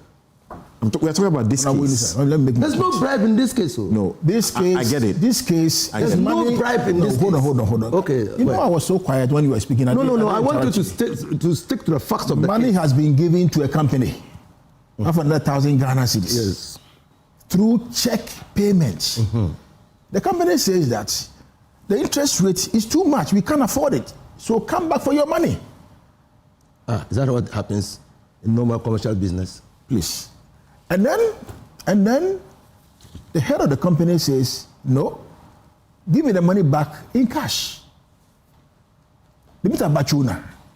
And the money is handed over to the person in cash. At that time, no receipt was given for the money which was given to her. Then later, they demanded for the receipt, and then the receipt is given to them. Now listen what Sedina told Iyoko people. In the court statement dated 15 November 2017. He said, yes, I cannot vouch that the letter was signed by me, even though the signature looks like mine. Let me repeat myself. I cannot vouch that the letter was signed by me, even though the signature looks like mine. Look, he's cast doubt on it. Yeah. That's what Inusa is talking to you about. Criminal prosecution, proof beyond doubt. I agree with you. At the point I want to draw home, you are talking about they bringing what? Photocopy, not original. And custody issues. And not original. Yeah. What does the Evidence Act says? Section 166 of the Evidence Act. It said a duplicate of a writing is admissible to the same extent as the original of that writing, unless a genuine question is raised as to the authenticity of the original or the duplicate. But that's the judge paid attention to it. That's it. No. The judge paid attention to what you are reading and says, I won't accept the duplicate, I will accept the original under the circumstances. That's it. You see? And even Sedina says that I'm not sure of the signature. Right. That's a doubt. So it was whose signature? Don't be asking him questions. You go ahead. Whose signature? You just read the evidence. You see something. You see, the public is listening to us. The public is watching us. The public sees that public money has gone down the drain. According to... Has gone down the drain. And now nobody is going to hold accountable for the said public money. Because of slow... That is the anger and the rage of the public. No interruption. That is the anger and the rage of the public. Okay? That politicians can have access to public money, use the public money in the way that they like, yet they cannot be held accountable for it. That is the rage of the public. So, I mean, I think that... What do you make of what you call I label the phantom failed activities and the diversion of relief fund, where the prosecution's case is that there was 1.8 million that was withdrawn in tranches to train 85,000 loan beneficiaries nationwide. And the investigators check the thing and say, as far as they are concerned, only a mere 1,300 cedis was actually spent. The rest is unaccounted for. The Cantonmental relief, 1.5 million was allocated for it. As far as they see, only they say over 570,000 Ghana cedis was siphoned off into, of that money. There's a witness who says the failed activities you are talking about was done. Is that proof beyond doubt that the prosecution needed to achieve? That's the question Inusa is asking you. You see something. With all these that you are telling me, does it not suggest to you that some wrong has occasion?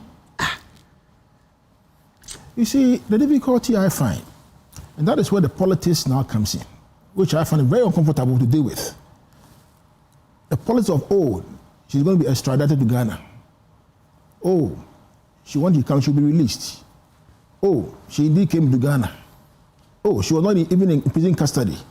Later she was in prison custody. After persistent pressure, then indeed, eventually, she has been released. That is where the politics is making it difficult to discuss a judgment which has been written in this manner. That's a difficulty. But the public can get it wrong. Just yesterday, there were members in the public who were raising suspicion that the panel of Court of Appeal judges had changed. The first panel that heard in the case in February had eventually changed to this panel. And they were saying, that's some, call it kululubi, that has happened. I had to give the education that Court of Appeal panels, that's how it is. Every day you go, if you go to court today and a panel sat on that matter, on your case, they don't adjourn to return to it unless it's for judgment. So if you have to go back the next day, you most potentially will meet another panel. And that is standard. And yet people were out there saying this is what the government has done. That one is public education, which I agree with you. Yeah. But you see, Honorable Sedina, this judgment as it stands, gives me hope to miss appeal. Yes, because I don't have a problem. Because if you read Wuntumi's judgment at the High Court and the manner with which the commission took place, and you just put that judgment vis-a-vis this particular judgment, then clearly I can tell the people that look, Wuntumi will succeed in the appeal. Okay, Oliver, consideration. You make a verdict like others that this judgment is sound in overturning the conviction. Members of the public are asking, into 78 counts, not even one could stake. Not one. How do you explain to somebody like that? Yeah. You know, I want to be clear that particularly on the questions around some of the charges that were found to be defective. About 34 of them. 34 of them. That there are certain questions other people are raised, which I'm still thinking through. Regarding where you say the charge is defective, has there been a finding on the merit? Because you have then struck out the basis of even proceeding then thereof, and for which reason should the consequence be acquitted and discharged, or that you, and as Gary has said, or that you go back to retrial?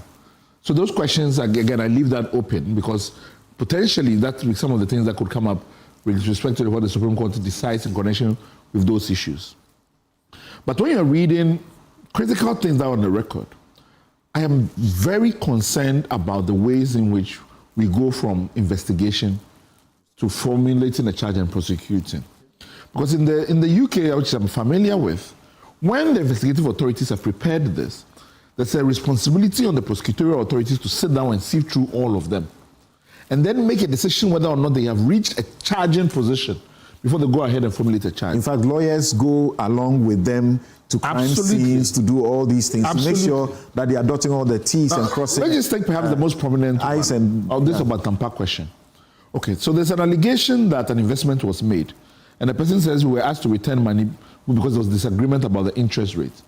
You first follow, okay, how was the investment made? On what basis was it paid out? Was there a contract signed? Did it define the terms of the interest? We are none the wiser as to any of that arrangement. The person says that we were asked to return money and subsequently got a letter written for it. The person says that we received that letter from the secretary, because we went to the Master Secretariat and the secretary gave us that. That was not also brought, the person who supposedly handed over that letter was not called into evidence. None of that processes were followed through.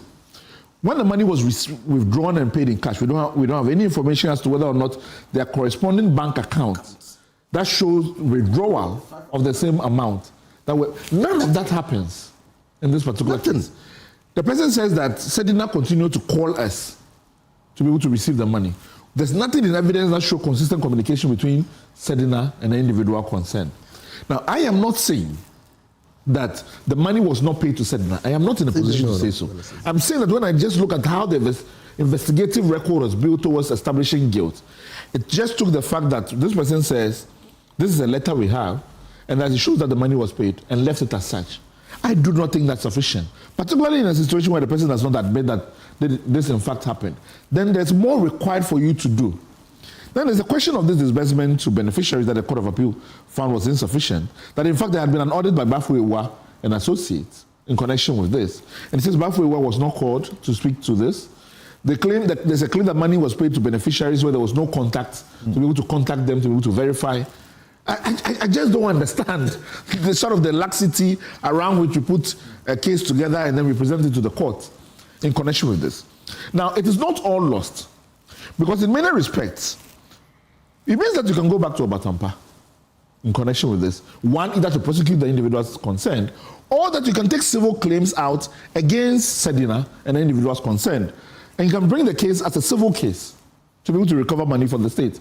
Isn't that the full extension of what oral is supposed to do? Recover all loot. Meaning that even if you have failed on a criminal charge, we can then go to the civil claim and say that, okay, there's a low evidentiary burden. We can be able to put a lot more things together and be able to go like this again. So my concern really reading this, and you know what's interesting?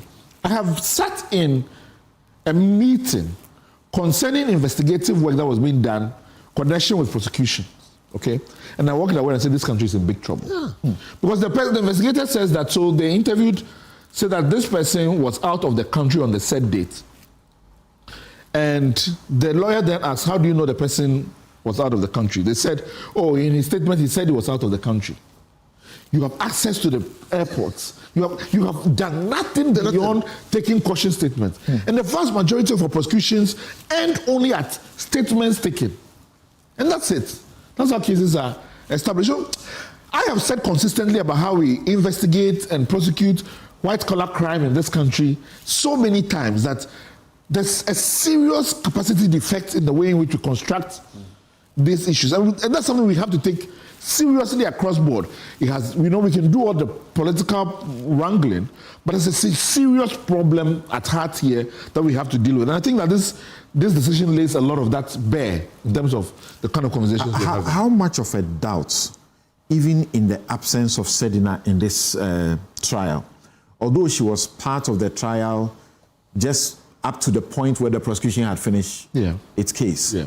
And I think by the date was 30th or 31st of July. July. Like we normally are in a rush to go on vacation. Then she got the permission to go and to return by the 10th of October. When we would have resumed back again. And she never came back. And then 10th of October 2021, she doesn't come. The judge gives room. The whole of 2022, nothing happens. Then sometime in 2023, that is when they can conclusively say that she's not coming. Now, I was asking how much of a doubt, even in her absence, was created with this particular transaction, where, like Manasseh suggests, where while she was still there, they wrote demanding interest on the money that is allegedly already refunded. I mean, for me, I don't put any stock in it at all. Because you have a situation whereby, if in fact the money was not returned to chest, as far as the institution of Maslock is concerned, money has been paid out and we haven't seen interest on it. And so a letter goes out. Now, at the point the letter goes out, what is the conduct of Obatampa in connection with, but the payment has not been made? Do they then themselves lodge a complaint at that point? So those questions... They only reply to say, well, you forgot. We refunded your money. And then Sevinamwa comes 2017. He repeats the same thing. Pay our interest. And then they have to inform them. So, and this is what triggers the series of investigations. I mean, Sevinamwa's case comes later on because he then was not part of the transactions or whatever. But between the critical parties at that point, I don't put too much stock in the fact that Maslock itself wrote to Obatampa, because if she did not return the money to chest, of course, this... And as part of the beneficiaries, it remains that Obatampa is still a beneficiary, and so a letter would have been issued out. If she did not intend it, I don't put too much stock in the fact that she signed that letter, because, I mean, persons who have engaged in all kinds of stuff can do a lot. But at the point where Obatampa says, but we already paid money, and you're saying that, but nothing then happens, and what are you talking about? Nobody does that kind of work. That raises questions for me. Obatampa should have lodged Obatampa himself should have lodged. Maslock himself, in receiving a letter saying this, should have raised questions as to how was the money paid and to who and what processes that entailed. So none of that happened. That's what Maslock does in 2017. In 2017, they come back and say, no, the money does not happen, right? But that's when there's a change of administration, auditors are flagging these issues again. So for me, I don't know what happened between Obatampa and them. And in fact, it's the suggestion of an informality in terms of how beneficiaries are brought into these processes and where Ghana money is being invested into. Those questions... We see them go and do a tabletop distribution of money. You know, and sometimes they are interested in elections. The people who are the heads of this institution, they are interested in elections, so they go to their constituency or the particular constituency where they want to contest, and that is where they are finding all the beneficiaries who must get money, and they are doing tabletop distribution. Absolutely. So these are things which I think, I mean, there are also questions around, and perhaps this conversation around the Value for Money Act that we have now passed definitely bring into scope. I mean, I was listening to the documentary and in connection with Mark's involvement in this issue. And the suggestion was that the contract was framed so because of delay in payments back and things like that. Usual of government contracts. Now, in many instances, it is not written into the unit price. You say this is the unit price. There's a moratorium that is placed in place. And after the moratorium, interest begins to kick in. I cannot tell from what's here. What I've read is that was the unit price. Rather than this is the interest that runs off. Because you at that point cannot say concretely that the money will only be paid after 2 years when you are setting what your unit price is at a particular point. So there's a bit of questions there for me, generally, in terms of how that discussion is done. But I also want to be able to flag something generally in terms of our corruption architecture. So many instances, private parties are involved in processes by which contracts are inflated and things are done. We have no administrative mechanisms for blacklisting companies, for blacklisting directors that are involved in these deals, in order that we do not repeat them or get them involved in this, so that there's consequences down the value chain. These are things that we have to be thinking of, holistically in dealing so with. that about Tampa would have been blacklisted. But you know, like there's something. Nobody would deal with them. Or Mark Motors. You know, so okay. I'm going to Mary now, but gentlemen, can I get you on a minute? Yeah. The judges are being faulted for entertaining the appeal in the first place. That she was convicted in absentia, she was a fugitive from justice, you know, and there were extradition processes that brought her. Yeah. But the appeal was filed while she had run away. Yeah. And the states raised the issue that don't even listen to her appeal. Yeah. Because she should have been in Nsawam before you listen to her. No. I would say one thing there. I mean, I've been thinking about this over and over again because I've been trying to relate it to the Supreme Court decision in recent case of Fred Akwete regarding the right to vote, where there's a seeming suggestion of an abandonment of the right by violations of law, even though the Constitution itself does not entail that the person could lose their right to vote. And I've been kind of wondering whether or not a similar analogy would impress itself on the court in these instances where the person refuses to show up. Would they have forfeited their right of appeal? Because the Supreme Court similarly agreed that in the right to vote you can lose it. So can the right of appeal be lost? For instance, everybody knows that I'm pro individual rights and individual liberties. So I do not agree that a person should lose their right either to vote or right of appeal. But I know that in one instance, this is kind of the approach we have taken. That I wonder to see how that would fare on appeal, if that's one of the points being appealed. Okay. But generally, I believe that you should be able to appeal. That matter came up in court. There was a preliminary objection filed by the state. That's the point I'm making. Yes, but the judge addressed that. Just like Oliver has said, the Constitution doesn't put fetters on right of appeal. So even in that case, the public is saying that. I'm sure you're going to talk about the procedures that were not followed. They still say that's fine, no, we need to which is not unusual. Okay. To deal with the substance and forget about the technicalities. Okay. In fact, questions are being asked that calling about 30 or 34 of the charges defective. The law actually also says you shouldn't depend on technicalities to acquit and discharge in these circumstances. But the court said they didn't treat these as mere technicalities, but they treated it as fundamental. The members of the public are saying, can you imagine the incentive? Always find a way to run away. You can appeal even when you are not here. Well, I agree with you. We all thought that way. But does it shift the burden of responsibility from the prosecution?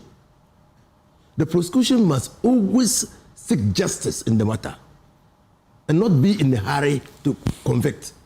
It's an overzealous prosecutor who puts conviction over justice. They are saying that send a signal that if you don't submit yourself to the process here, we will not listen to you when you say you lower the bar. appealing. You lower the bar if you pursue an argument of that nature. It means that the prosecution can do anything if you are out to seek a conviction. Don't run away. Don't run away. That's what I'm saying is that running away or being within the jurisdiction should not relieve prosecution of their burden to prove guilt beyond reasonable doubt. That's just what I'm saying. Okay. Gary, what do you say about that one? Well, when I read those arguments, it reminded me of the case of Ernest Yakumi. May he so rest in peace. Remember, one of the justices in this case was His Lordship. What is the name? The last one. His Lordship Justice. What is the name? Just a minute. You're saying it's a judge who was part of this case? It's part of this case, yes. Amedahe. The last name. Amedahe. Senior Amedahe. Yeah. You know, he convicted in the scrutiny of contempt in the Koforidua High Court. You recollect that.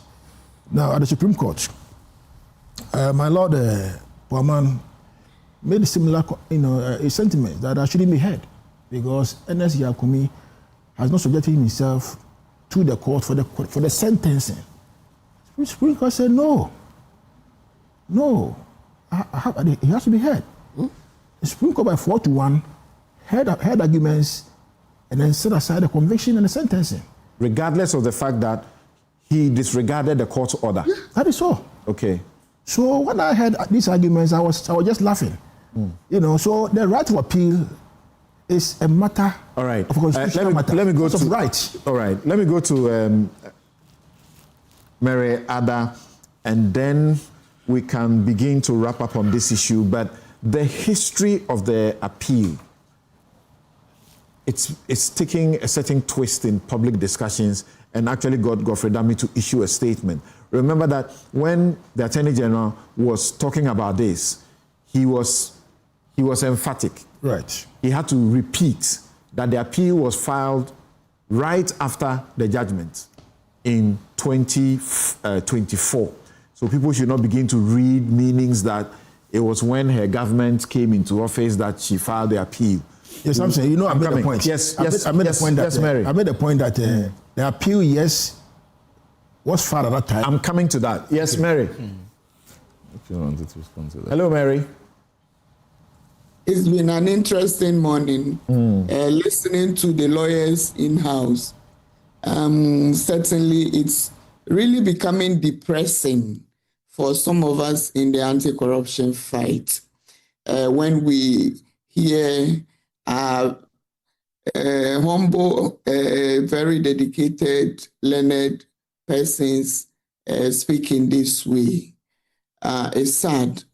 It is true that the court has done its job per the evidence that is available for me. That is it. And I don't want to go back into the various examples Manasseh has given. But I also have an issue, or a few of them, that I wanted to add to what Manasseh and others have already spelled out when it comes to the issues of accountability. So when would our courts then begin to identify that people cannot just get away with some of these atrocious crimes? In fact, they are crimes. You cannot just say it any other way. How is it that somebody initiates a process, procures vehicles and buses, when the people who needed them indicated clearly that we want something else? They are procured, they come in, nobody uses them, they remain waste, and we go to court and come back with this decision. And we do not have any issue on the issues of accountability to talk about. Perhaps I was telling Oliver before we started that these are some of the circumstances that compel me to support those who are saying ordinary citizens should just go into Saglime and begin to occupy those, rooms, because it's rotting away and it's our money, nonetheless. It doesn't make sense. I have become sadder and sadder as we have progressed. And let me say that my brother Inusa is speaking based on the law, but today, all of them, I don't know what to say. I'm really very sad. Buses are procured.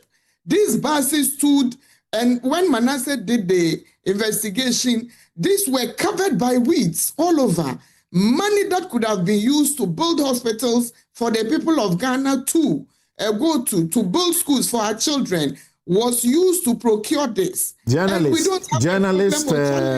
Caleb Kuda and Zoe Abubedu, when they tried to take pictures of these vehicles to show the world, not too long ago, that the vehicles were rotting away, they got arrested and maltreated. And they were molested. And that is the issue for me, that accountability is not taken seriously. And the fact that if you belong to a certain party or the other, you can get away with murder if you belong and you are associated and connected. Again, we see mobile phones that were inflated. In fact, the buses were inflated, the mobile phones were inflated. We see payments that are made which are not through the proper process. And then we see checks that are issued, and then people go back for cash. Excuse me, we are not children in this country. We all know for a fact that if there is a repayment, where do you give a person a loan, the person tells you, oh no, the loan, the interest at which you are giving it to me is beyond what I expected, and so I don't want it, I'm bringing it back. And then you say, oh please, you don't bring it back in cash, give it to me in cash. And I drive to a certain location and go and take it in cash. Abba Samson, are we children? Excuse me, we don't want some of these things to be said. And I believe that it's high time that the courts should, as they talk about the criminal issues, begin to highlight some of these. But to just say they've dismissed everything based on criminality, and then you leave the issues of accountability lying waste, then people continue to get away with some of this, and then whoever is sitting there today will say, okay, so if Sedina got away with this, I can also do it and get away. So for me, it is not always about criminality. Our courts have in the past also pronounced on some of this and spoken to them. And I think unfortunately, Mary, sitting here as a lawyer, and as you say, when we talk, I say keep to the law. If you look at it from the legal lens, this is what it is. Criminal prosecution, that's what it has to be. If you visited me in my home and I served you food and you ate and something happened to you, and you could trace it to me, I will be the first suspect. But we may check and find out later that it's even not the one who cooked the food for me who put the poison in it. We could find later that somebody else may have done it. And yet, you come and pick me, you don't do further investigations, and you want the court to put me in jail when it may be the case that I didn't do it. That's why it is like it is what it is. Samson, I totally agree with you. But when we have clarity on some of these things, admittedly, I believe that there are certain instances where we all must accept some level of culpability. And it's also on us, civil society and citizens. Let me say that our appetite is so high for corruption to be prosecuted and prosecuted very expeditiously. And so we also give pressure. But that is not to say that when somebody has given a loan to someone and the person says, excuse me, I don't want this loan again. Where does it happen that that same person decides that, okay, since, since I gave it to you in check, now I want it in cash. You allow me, let's meet somewhere and we'll take it. For the common sense that we all have, we know there's something that would have gone wrong. And I believe the court could have gone further to say that for some of these issues, some accountability measures could be preferred for going forward. Okay. Some administrative sanctions could be explored, but just to dismiss and acquit, for me, I believe, was not the right way to go. Okay. Again, I believe the court could have ensured that they were promoting some or encouraging some level of institutional learning. It is true that I've heard this morning and on other spaces during the week that sometimes the haste with which and the excitement with which investigators would do some of these things could lead to the outcomes we are seeing today. And again, you mentioned the fact that the former Attorney General has also has been cited for the haste, and I've seen some commentaries around this.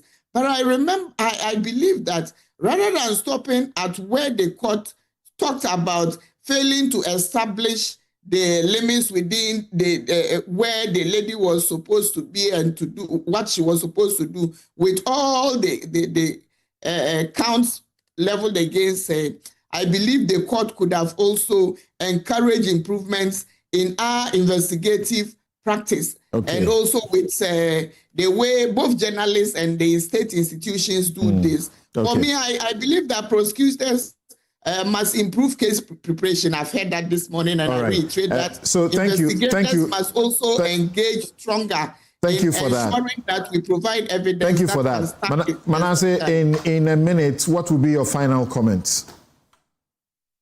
Yes, my final comment is linked to my initial comment that the learning point for everybody. I generally, if I have to honestly choose between the court and any other sentiment, I think I would tilt in favor of the court having read the judgment And that should tell us that we should, those of us in this accountability space, should begin to pay more attention to the state prosecution or state prosecutors. I can give you an example that every Ghanaian who watched, let's say, Contracts for Sale, saw the documentary, would come out to say the judge is corrupt if that case was thrown out. But I was part of the trial, and it emerged that the documentary, which the court even admitted in evidence, was not provided by the Office of the Special Prosecutor in the case until I drew the attention to it. So the average person out there who knows the facts doesn't know what happens in the court. So journalists should begin to pay more attention beyond the press conference to say, this person has done this, has done that. Let us put the heat on them and ensure that they do a thorough job. In some of the cases, like Oliver said, if you're an investigator, you realize, okay, they say there was no document. What if you had just written to PPA to just did Maslock ask for PPA approval, and what was your response? Once PPA tells you that we did not give them approval, all the other things would have been cured. Because sometimes, even if it appears so clear, you still need to connect the dots.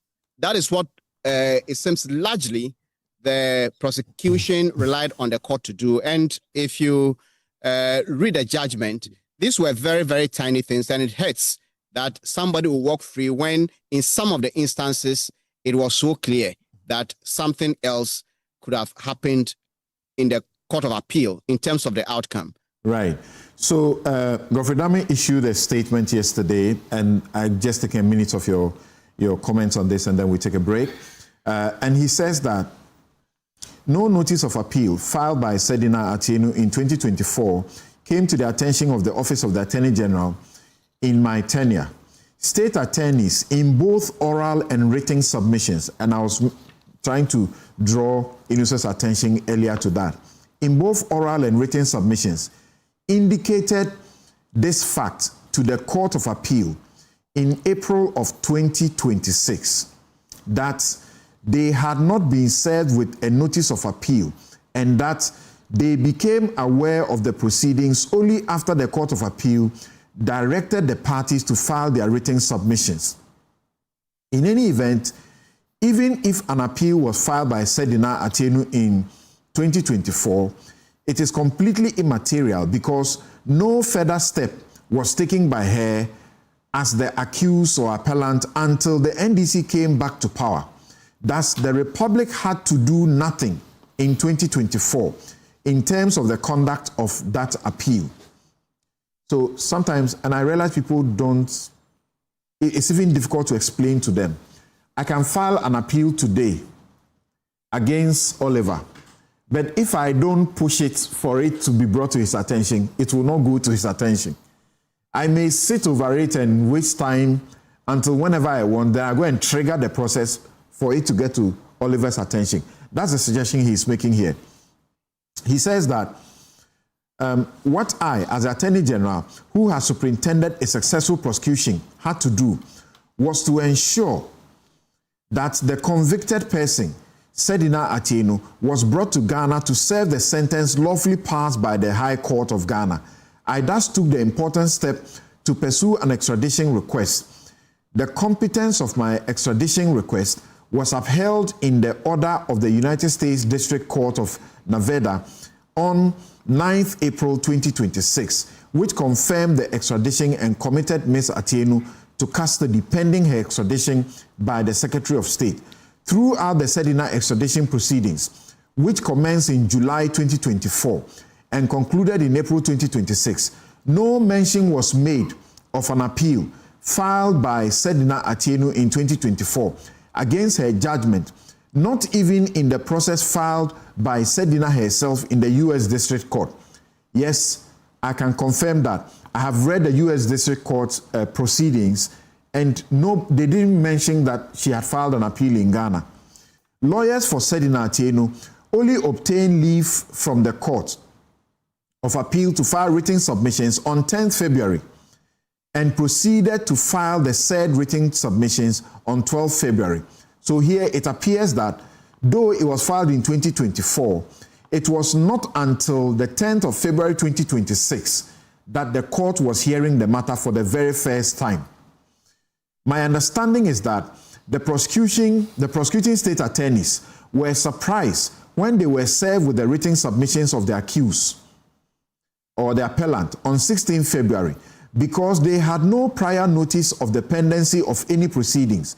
Nonetheless, they put together written submissions in opposition to the appeal and applied for leave from the Court of Appeal to file the same, which they did on the 9th of April.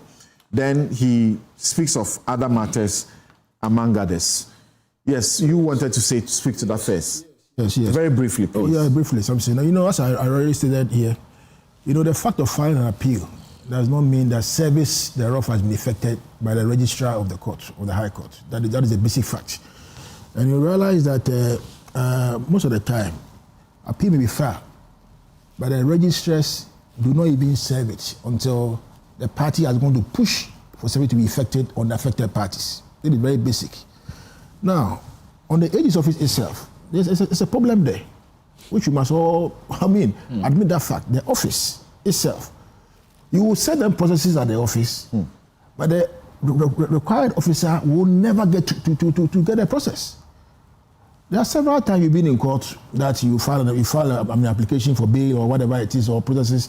They come to court and say we have not been served, or we have been served, but then it has not been minuted to the required officer. So I think that the Attorney General now should take steps to structure the place in a way that when processes are served on them, electronically, they can see that it has come to their attention to expedite the justice delivery in our country. All right. Then the issue of no mention was made. I think you've already confirmed that one, so I don't need to further push the matter. So I think that should be it. Okay. Yes. You were saying. So first of all, to the contrary. First of all, in my criminal law lecture, in my practice, I do not know how an appeal can be filed and records settled without the involvement of the other party. I mean, in fact, listening to the letter that Demi wrote, it set me thinking that the registrar, so he's interdicting many people, many officers of the courts. Because first of all, an appeal has been filed. And there's no doubt that the appeal was filed in May 2024. Okay? Now, so when an appeal is filed, after some time, you'll be invited by the courts to come settle the records for transmission, because an appeal court only looks at the record. That's right. And the parties must agree to the record. Okay? So if you say no notice, party can default. And then one party goes to settle the record. Oh yes, the party can default. Yeah, oh yes, it can happen. But it can't happen without the other party service. being served. Yeah. Served. It can't happen. Served. It can't. There would have been proof of service before it goes so off. Probably. No, so again. Probably. Hold on. Probably, the service maybe was effected, all right, but then they didn't participate in the process. Yes, it can also happen. Yes, it can also happen. So it brings my, because at the core of criminal prosecution is the curtailing of the fundamental rights of persons. So the court is very particular in following the processes. And so if you say, that is, he worked at the Attorney General's department, I didn't work there. Okay. But I know this is the procedure. But Mary, what we are saying, I mean, I'm not saying that no wrongdoing occurred. And I'm just advocating here is simply that there should be a higher bar. We should hold our officers accountable. And I've said elsewhere that until we develop a normative culture of demanding and exercising accountability, we might not be able to support. Oliver, what do you say about that? Listen, I'm aligned with what my brothers have said. There's a big problem. They said, there's this paragraph I wanted to read. At paragraph 7, it says, in their written submissions, that's for the state, the principal state attorney repeated her complaints about an incomplete record of appeal, an omission from the record of all the exhibits tendered by the prosecution at the trial. Yes. And the fact that they, quote, became aware of the instant proceedings after the court had directed the parties to file their written submissions, end quote. That's why I was telling Inusa that if he reads the record, he will see the instant that the state, the court. the state the state, it was only in, is it April or sometime in February that they became aware of 2026 of the appeal, according to their own, you know. To be honest, I put very little stock in the idea that we were surprised. Some attorneys were saying they were surprised to receive written submissions. Not because I doubt this, but I know that the AG's office and their record system is such I don't even know how to describe the process they have there. In fact, in my own office, we have taken a principled point that any time the AGs come to court and ask for time, whether in the Supreme Court, will consistently oppose it. And we'll tell the court, because I remember no matter how you oppose it, CDD, always get the time. In the CDD matter again, regarding the Auditor General, the court claimed that the parties have not taken steps to move the process forward. And I say that if you say that, and if after 2 years, we have cases in the Supreme Court over a year has not been responded to, they come and tell you that, oh, it was just brought to my attention, and continue to do this, they will continue to show you disrespect. It cannot be an excuse that, you know, the AGs, and it's too notorious for this to be something we continue to let pass.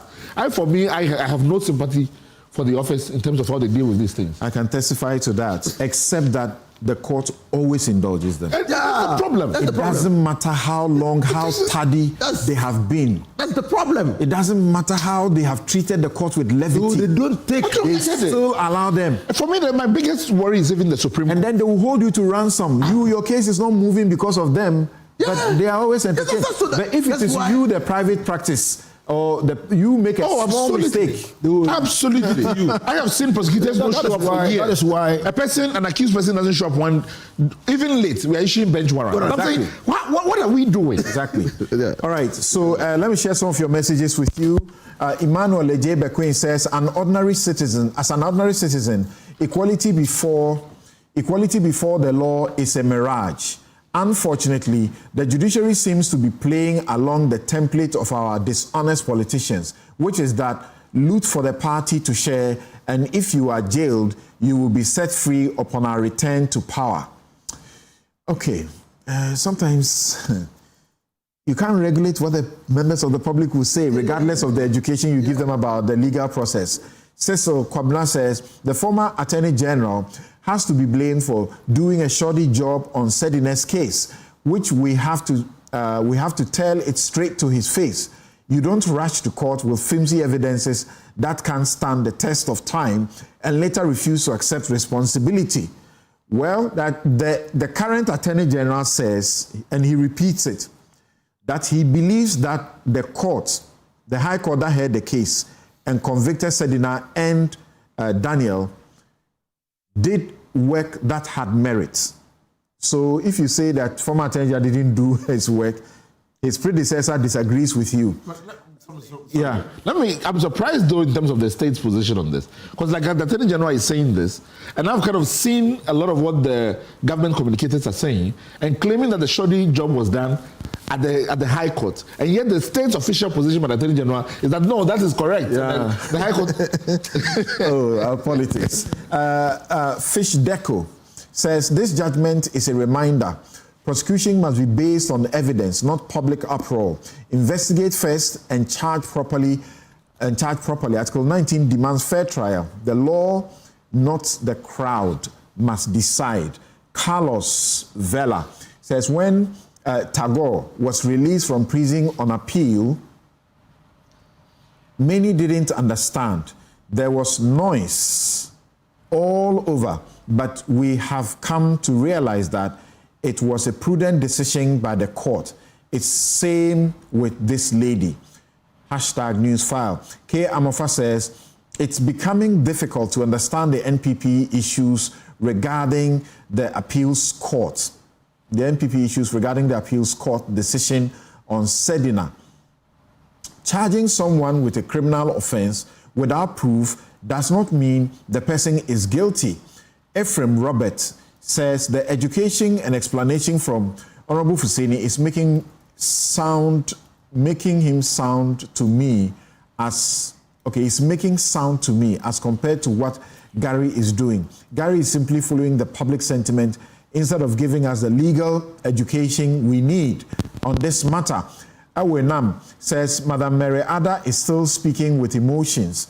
Laws are laws. All these sentiments she expressed have all been examined in the court before arriving at the conclusion. Fight corruption, but it shouldn't be on the keyboard of emotions. Peter Doe Jr. says, it's funny how Gary is being careful in his comments on Madam Sedina's case, knowing he has to deal with the ongoing Ken Ofori-Atta criminal case leveled against him. That's smart. It's glaring hypocrisy and unpatriotic. Care for you again, I'll take a different one. Kwame Yeboah says, from all indications, the prosecution failed to present a proper case to jail the Maslock boss. But then again, state resources have been wasted. It may not be any different from current prosecutions ongoing. The reason we need to focus on the waste rather than the law. Peter, you come back and can't read that. And then Shuk Abubakar, you say, we are just being sentimental instead of reading the injustice Godfrey Dame and the High Court judge did in this case and the Atto-Forcing case. This should be a lesson on future prosecutions or for future prosecutors, right? Okay, this judgment is a slap in the face of our current democracy. And this is coming from Salifu Yusuf in Boku.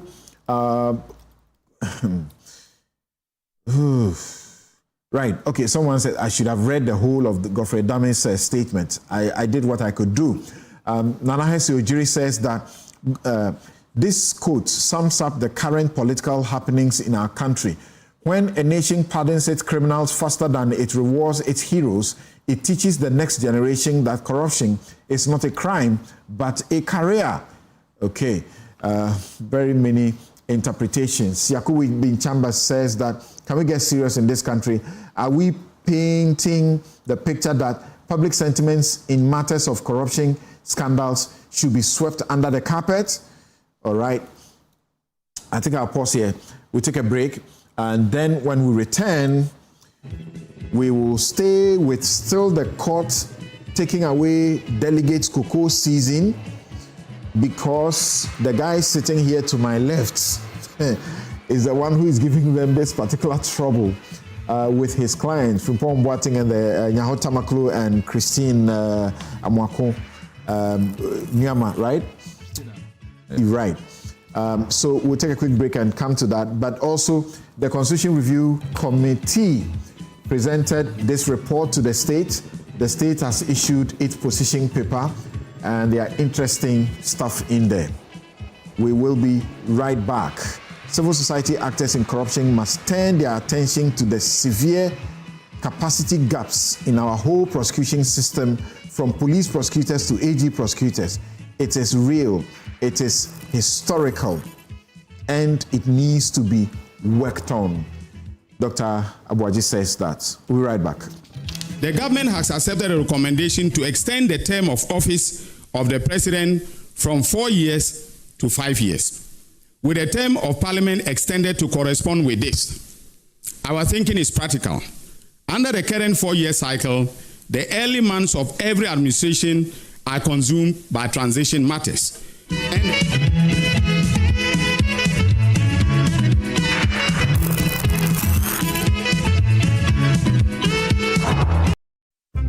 Late night study session, endless assignments, and now these urchins and mosquitoes.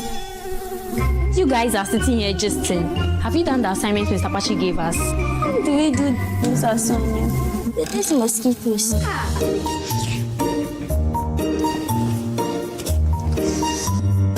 Let me quickly upload this and deal with these mosquitoes. See miracle.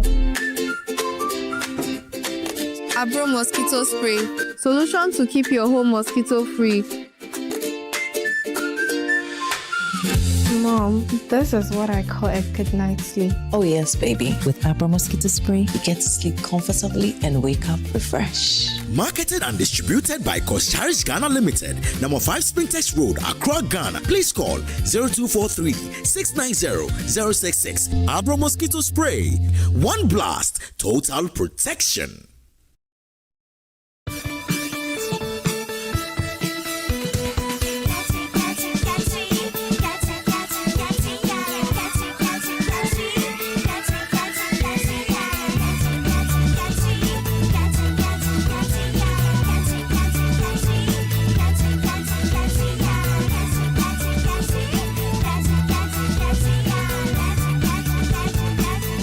Day by Day exists in lotion, cream, soap, and more. Day by Day has 4 fragrance range.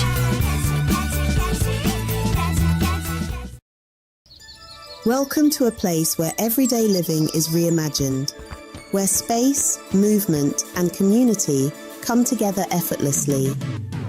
With thoughtfully designed spaces, modern facilities, and everything you need within reach, you don't just live here, you feel safe, comfortable, and at ease.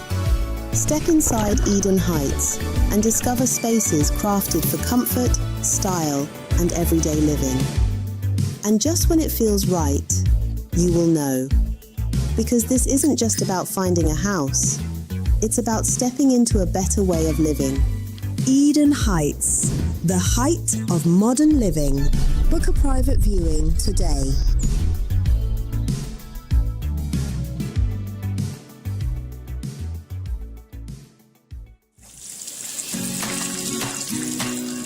Mommy, good morning. Oh, good morning, my son. How are you?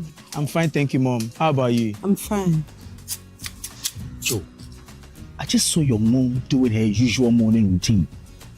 Like, it was just 2 weeks she underwent a major colon surgery. Bro, see, my mom is doing perfectly fine, and we're all excited about it. It was minimally invasive surgery, and the recovery has been very fast. Minimally? Hey! No, wait. What do you mean by that? So they offered my mom a laparoscopic colon surgery. Laparoscopic colon surgery, which we accepted. It turned out it was equally safe with a very fast recovery time, and the cost involved too was very, very reasonable. She was discharged 3 days after the surgery, and you can see her, she's on her feet again. 3 days? Just 3 days, bro. Mean Tuber Hospital, first Ghana colorectal center, aimed to serve a peculiar health need. Having gone to Translight Solar, really, it's been one wonderful experience. Since the system was installed in my house, my daytime could be somewhere around 20 cedis.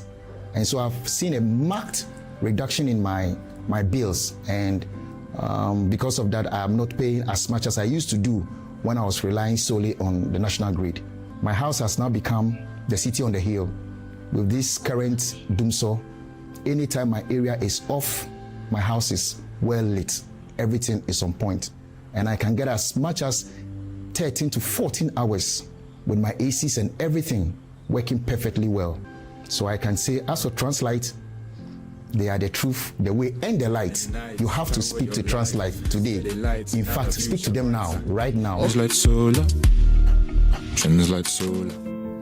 Discover Willow Lane in Sakumono, one of Ghana's most prime community. These expertly designed 4-bedroom homes feature a private elevator, 4 ensuite bedrooms, private balconies, walk-in closets, and a gourmet kitchen and a maid's quarters. Perfect for families, executives, investors, and retirees.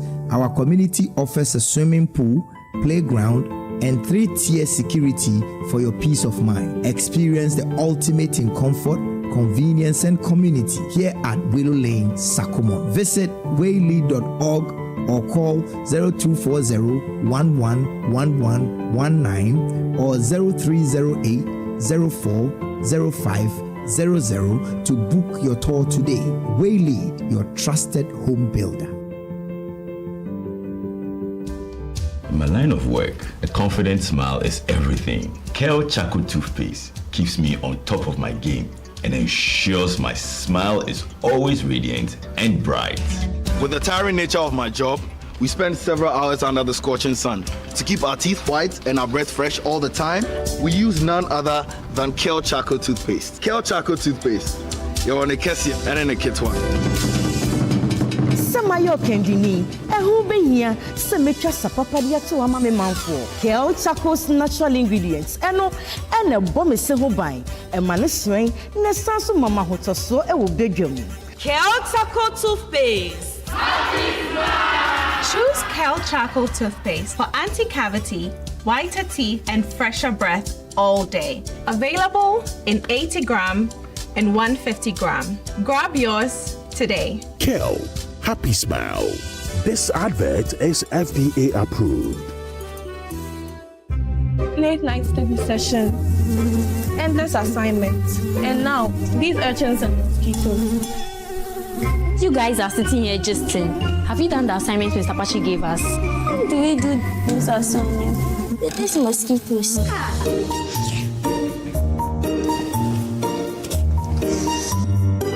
me quickly upload this and deal with these mosquitoes. See miracle. Abro mosquito spray. Solution to keep your home mosquito free. Mom, this is what I call a good night's sleep. Oh yes, baby. With Abra Mosquito Spray, you get to sleep comfortably and wake up refreshed. Marketed and distributed by Kosharish Ghana Limited, number 5 Spintex Road, Accra, Ghana. Please call 0243-690-066. Abra Mosquito Spray. One blast, total protection.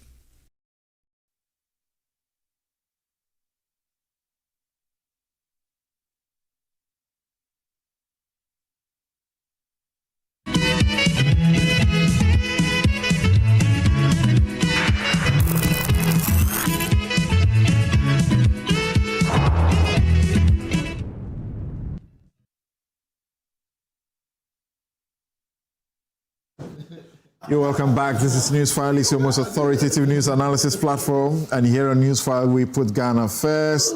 And I'm sure you are enjoying, the liveliness in the studio. My guests, Gary Nimakomafo, Inus of Husseini, Maria Walana Ada, Manasseh Azoria Winnie has left us. Oliver Bakavoma is here.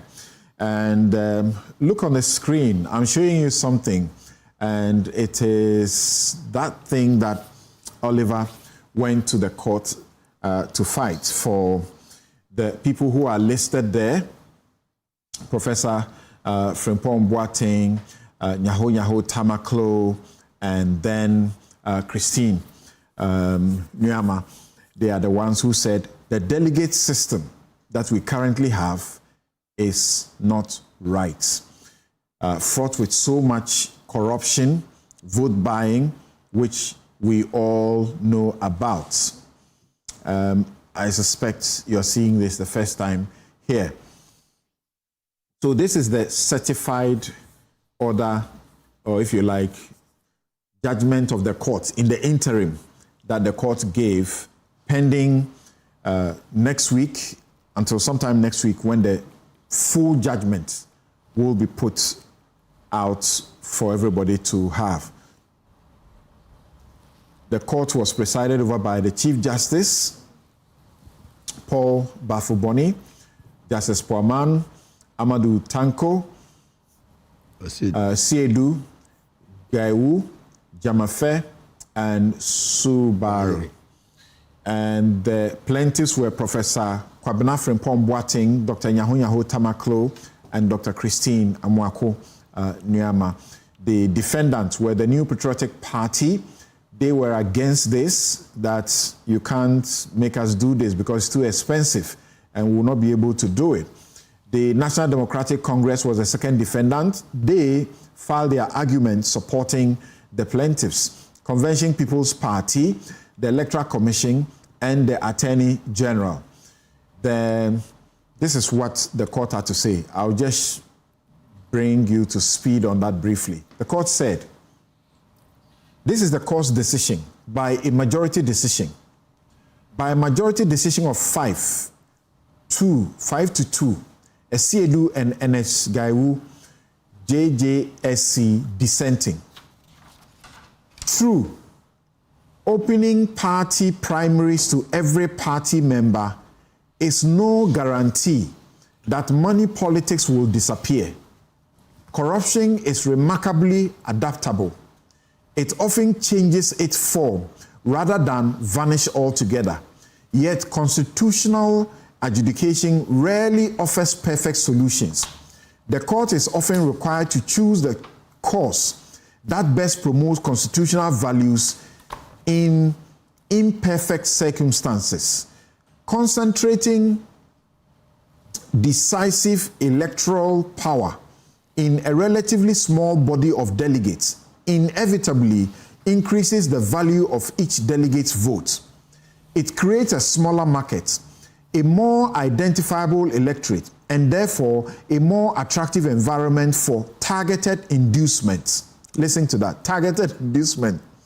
A broader electorate may increase campaign cost, but it also disperses political power among thousands of ordinary members, making it considerably more difficult for electoral outcomes to be shaped by a relatively small number of transactions. For that reason, this court may legitimately conclude that at this stage of Ghana's democratic development, fidelity to the Constitution requires political parties to embrace the model of democracy that the Constitution itself consistently prefers for the purpose of constituting political authority. Accordingly, we answer issue 2 in the affirmative, forget about all of that, and then in conclusion they say, for the reasons outlined in the full judgment, all the relief sought by the plaintiffs are hereby granted. It is hereby ordered that all political parties registered with the Electoral Commission are restrained from selecting presidential and parliamentary candidates through any form of electoral college system, and shall, not later than 1 year from today, establish a system for selecting presidential and parliamentary candidates that enables all registered members of the party in good standing, as determined by the party's constitution, to directly vote for the presidential and parliamentary candidate. Notwithstanding our decision herein, all decisions, appointments, elections, directives, and other official acts lawfully undertaken in good faith, pursuant to the impugned internal arrangements of the NDC, MPP, NDC, all of those other people, before the date of this judgment shall remain valid and shall not be invalidated solely by reason of this judgment. Right. The full reasons will be available from the 6th of August in the registry of the court. Oliver, Mariada and her team, this is not the case they came to for the court.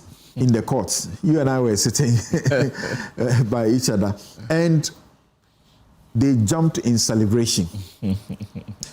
Tell us, how did it even come to your mind that you can go and ask the court for this and get it?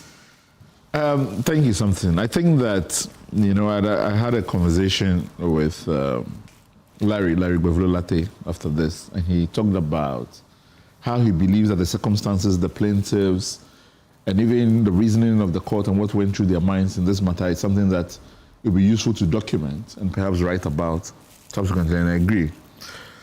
That, in fact, when we had later filed the case, that even within our own firm, it turns out there's a professor in the US who had first reached out to us and had a consultation with us whether or not this is a matter we'd be able to pursue. And we had gone back and forth.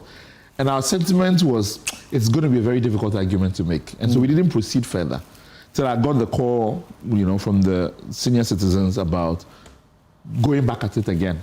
And so it took a real sitting down over a long period of time to see how could an argument be crafted within the scope of the Constitution that the court will not treat as a frivolous argument to make. On the very first day you were arguing, I'm sure you lost hope. No, yes, I felt that. Yeah, I felt the pushback because by every indication we're trying to invite the court to a particular kind of reading of the Constitution, which on its face is not the most obvious. I mean, there's no point in anything we have drafted where we are saying that the indirect system that the delegate system has is undemocratic. That's right. We don't say that at all. In fact, what we're trying to invite the court is to say that democratic must have a particular meaning which must be gathered from a textured meaning that must be gathered from the document itself. And that we must listen. It's like putting your ear to the Constitution to try to listen to his voice to find out what does it want in this scenario, right? So it's a very crafty argument that has been the spirit rather than the letter. Yes. And I remember, even after I'd done this, I had spoken to Professor Raymond Atuguba, who everybody knows is a mentor of mine. And we went back and forth at it. And he was also struggling that he feels like they might want something more, black and white to be able to get there. But it's not the first time the court has listened to the spirit of the document over a text. The 31st December case, for instance, is an example. So I knew that there's something that could be brought to bear here. And the way in which we went about it is to get the court to agree that there's and hopefully agree, because I haven't seen what reasons compel them. For sure, one of the things that we discounted and I didn't want to get into is the question of the monetization. It's the reason why the plaintiffs approached me. But the lawyer knows that in framing their case, you kind of want to be sure that what it is you can be able to defend.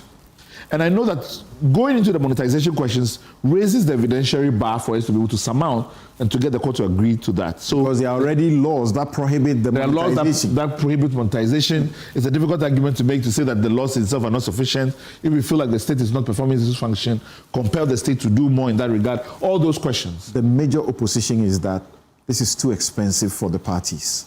I mean, my position on that is that in terms of the conversations around the monetization of our elections, that, for instance, CDD and others have talked about, the vast majority of it is not just the logistics cost of election, but the amount of it that goes into corrupting or attempting to corrupt the process.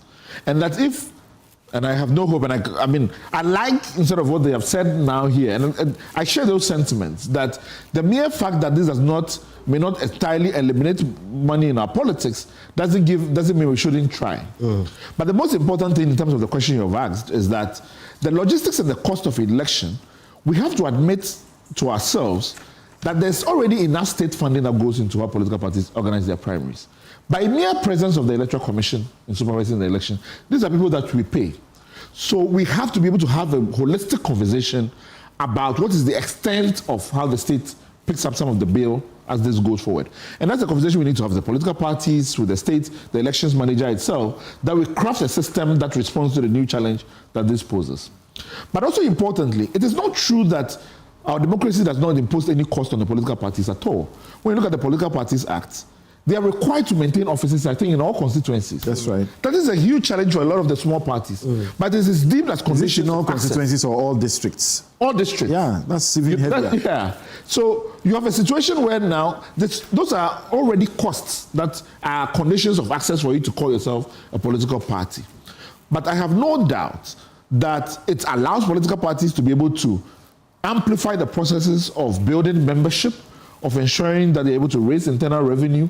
All of those conversations exist. What has been done in the past is subsidizing that in a way that, for me, I demand democratic, by ensuring that the filing fees do the work, which for me limits how people then can present themselves. Now the burden should be shared across board. And we were clear that we were saying the party members in good standing. That question can be litigated as to what that means, how much you need to pay, whether there should be a cutoff point, whether another person can pay your dues, because that can also bring another element of. And so I don't think that, and I think that this is why the Supreme Court is very wise in saying that let's give the parties a year to be able to figure out how we transition the process forward. I know some of the parties asked for that. I think the CPP asked for 3 years or 5 years, I can't even recall. The Attorney General asked for 6 months, the court went for a year. That everybody recognizes in these circumstances that there is a transition that must happen.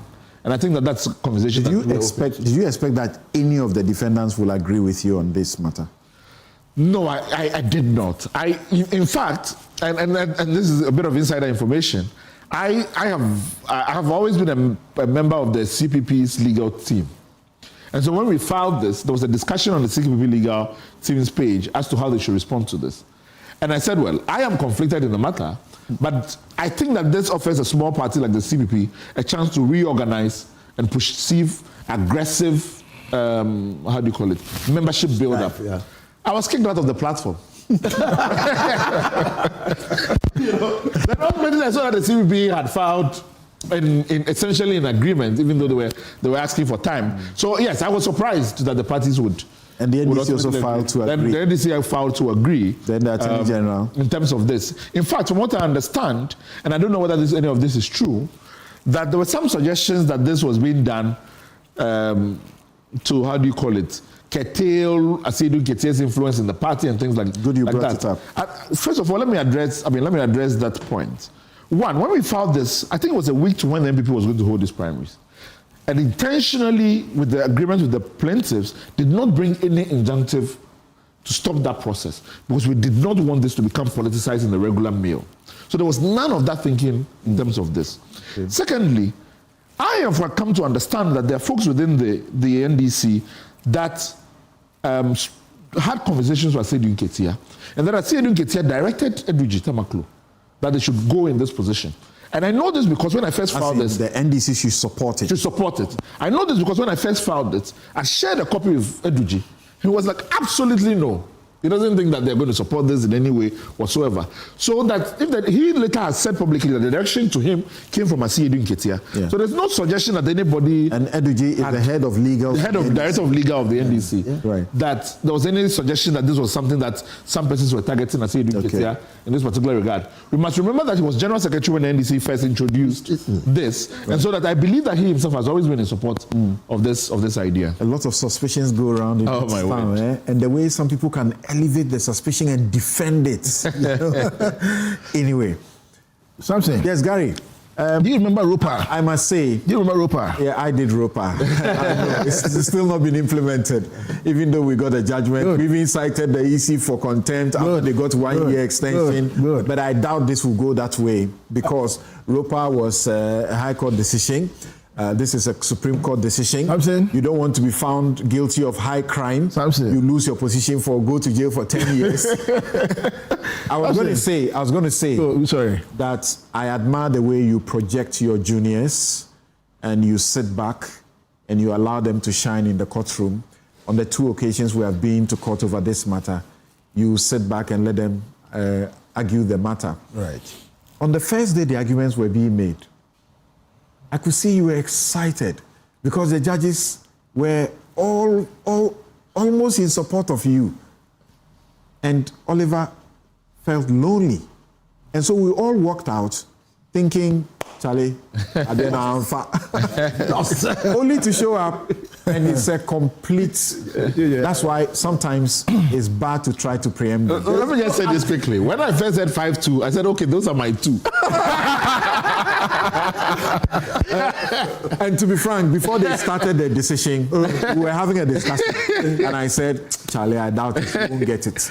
And he was beginning to now re-innovate. If they don't get it, how do you go around it? Coming back. Yes. Thank you very much. Thank you very much. You know, my juniors are a reflection of what I want them to be. I mean, the firm is built around people, not just one person. Yeah. You know something? This decision of the Supreme Court, though welcoming, I'm telling you, is going to have practical challenges, practical difficulties. The Supreme Court did not say. In fact, now we are discussing this within the context of a portion of the decision, not the whole decision. So I'm going very, very limited. The Supreme Court did not say that what the political parties are doing is unconstitutional or undemocratic. Article 55.5, upon which my brother Oliver premise is sued on, this is what it says. The internal organization of a political party shall conform to democratic principles, and its actions and purposes shall not contravene or be consistent with this constitution or any other law. This was the center of Oliver's case. Now we come to Oliver's relief. In fact, relief's VI. That's what he puts here.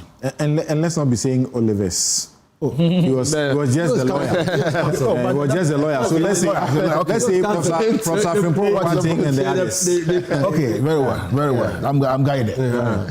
Now, it's a declaration that the electoral college system established under Articles 43 and 44 of the Constitution of the second defendant here, that is NDC, for the election of its presidential and parliamentary candidates, which confines or restricts voting to specified executives, office holders, and delegates to the exclusion or material disenfranchisement of members in good standing of the party, contravenes the preamble and Article 1, 33.5, 17, 35.6, D, 42, particularly here, 55.5 of the Constitution, and therefore unconstitutional, null, void, and of no effect. That is the crux of the case.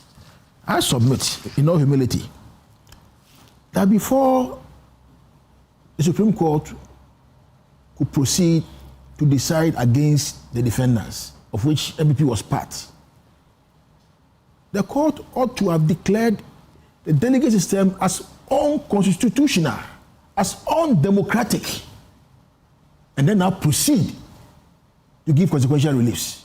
But here, they didn't declare that it's unconstitutional. The reason, the part of the reasoning that Samson has read to us, which I was in the courtroom and I listened to the reasoning, did not say that the delegate system is unconstitutional.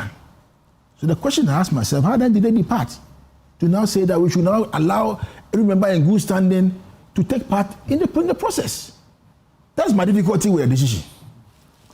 I have no difficulty at all if every member of MPP who's a member in good standing is taking part of in electing officers of the party, whether both at the polling station, electoral area, constituency, region, or national. Do not forget that the party does not impose any officer on anybody. At the polling station level, all members of the party in good standing, they take part of the voting.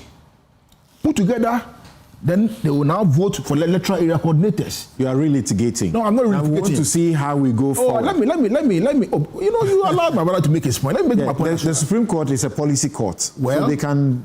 It's a policy court, but now the court has now, more or less directed how an internal party organization should be organized. Which they have the power to. How an internal political party should be organized within its own context, internal decisions making. Within Article 55(5). So now the question I posed when I left the courtroom, when the journalist asked me that how are you going to implement the decision? I asked the question, who's going to fund it? Who's going to fund it? And behind the scenes here, me and Oliver and my senior, we were discussing. And they said, well, if national security to some extent is funding, elections on the quiet, then it should make it open. If the state of Ghana is saying, look, don't worry, the decision of the people has come, we all welcome it. Now Ghana is going to fund the political parties' activities in internal elections. We will pay for internal primaries. We will pay. Presidential and parliament will pay. I have no difficulty with that. As it stands now, the party itself pays for the EC to come and supervise the elections. The party pays. EC brings budget to the party, and the party pays. Police bring budget to the party, and the party pays. As it stands now. What is going to change? Where you hold the elections, you hold them nationwide. The EC will supervise them. Normal. So what exactly will change? What is going to change is very, very material. That is, once you say that all members in good standing must participate in the process, it simply means that if the party membership in good standing is, let's say, 4 million, 5 million, they are all taking part in the process. It comes with cost. It comes with logistics. All right? Who will pay for these people to take part of the internal process? That's the material question, which I think that... The HPC Prempe CRC recommended a democracy fund. Government has accepted that democracy fund. So perhaps that gives you a clue that the state is ready to openly support political party financially beyond what it currently does. Well, something. So that will mean that there will be another element of taxation. Is that not correct? Because the state of Ghana don't just make money. The state makes money through taxation. It means the state is going to levy taxes on the people of Ghana to pay those taxes to be used to fund political party activities. That's what it means. Again, it also means that people will also now go and form political parties with the thinking or with the aim that once they form political parties, they can now get money from the state to fund their activities. We have to look at the whole situation, in diverse ways. I'm waiting for the full judgment and the reasoning behind the decision that came from the Supreme Court. Because you see, if the Supreme Court has said that the delegate system is unconstitutional, then it would have declared all elections done by the party pursuant to that delegate system as unconstitutional. No, it is capable of saving what has already been done. Just like it did for the OSP, that all the prosecutions that are going on, that some have already stopped, all of them, nothing, but the court did not say, touched. So the court did not say that it's unconstitutional. So if it's not broken, why then do you fix it? If it's unconstitutional, why then do you now open it for a broader? It's broken. The court said it's broken. It's broken because and they are fixing it. Because of alleged corruption. Only why they didn't bring corruption case to the court. Only why they didn't bring what do you call it? People paying money to people to the court. It's documents are not only because of alleged corruption. If you listen to them carefully, they said a broader electorate may increase campaign costs, but it also disperses political power among thousands of ordinary members, making it considerably more difficult for electoral outcomes to be shaped by a relatively small number of transactions. Okay, corruption is still there. No, but it's a point we did make, though, in terms of the weighting, that if delegates alone were making the decision, it means that internally, the equal participation rights of every member is diluted. That certain persons then control the fate of the party to the exclusion of the broader masses as a political participation point. Again, but I agree with you that we have to wait for the full decision to go into. And I think that I welcome the decision. They are combining two things: democratic consolidation and financialization in politics. So that's what they are combining, and I welcome it. I mean, we have been talking about it for a very long time. And I also think that you have... Only recently, Africa was in Accra on financialization of politics, and you were there. I presented the paper. I will give excerpts of it here. And I agree with you. I mean, if the Supreme Court did not pronounce the relief, did not pronounce on the relief of Oliver to the effect that those provisions in the NDC constitution were unconstitutional, then what would be their basis for compelling them to act differently?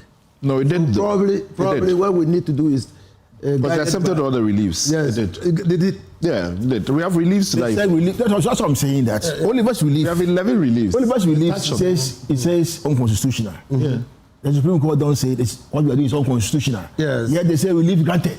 So that's what I'm saying. That's what I'm saying. You need to that's what I'm saying. That granted. The relief says it's unconstitutional, and they say the relief is granted. It means they are saying it's unconstitutional. That's what I'm saying. That has been settled. Now, that has been settled. The full judgment when it comes, relief was granted. It has been settled. So I agree. I think that, I mean, I perfectly agree. I told him when I came in that they should have invited me to be part of their court, because this is what we should be doing. And I'm not surprised NDC did not oppose it. And MPP ought not to have opposed it. Because having discussions in other forums. Hold on. In other forums. Hold on. 1 second. MPP did not oppose it. 1 second. Just 1 second. You know when this case was filed, the Attorney General and MPP were on one side. We were in agreement. No, please. We were in agreement. I'm not talking about... We were in agreement. I'm talking about now. Immediately, NDC filed their response. And they said that they were in agreement with Oliver and the plaintiffs. They said, no, what they filed is the wrong one. They want to go and refile that other one. And then that came back. They came back now agreeing with Oliver. I'm just talking in principle and practice of the MPP over the years and NDC over the years. And you could see consistently, to try to fight monetization or financialization of politics, they've always expanded the electoral college. MPP started with an electoral college of about 60,000 to elect the president. At Denta, a case in point, in 1992, 1996, you needed small resources to win primaries because there were only 9 people voting in Adenta. Because police station chairmen were responsible for voting the parliamentary candidate. Yeah. And there were 9. 9 people.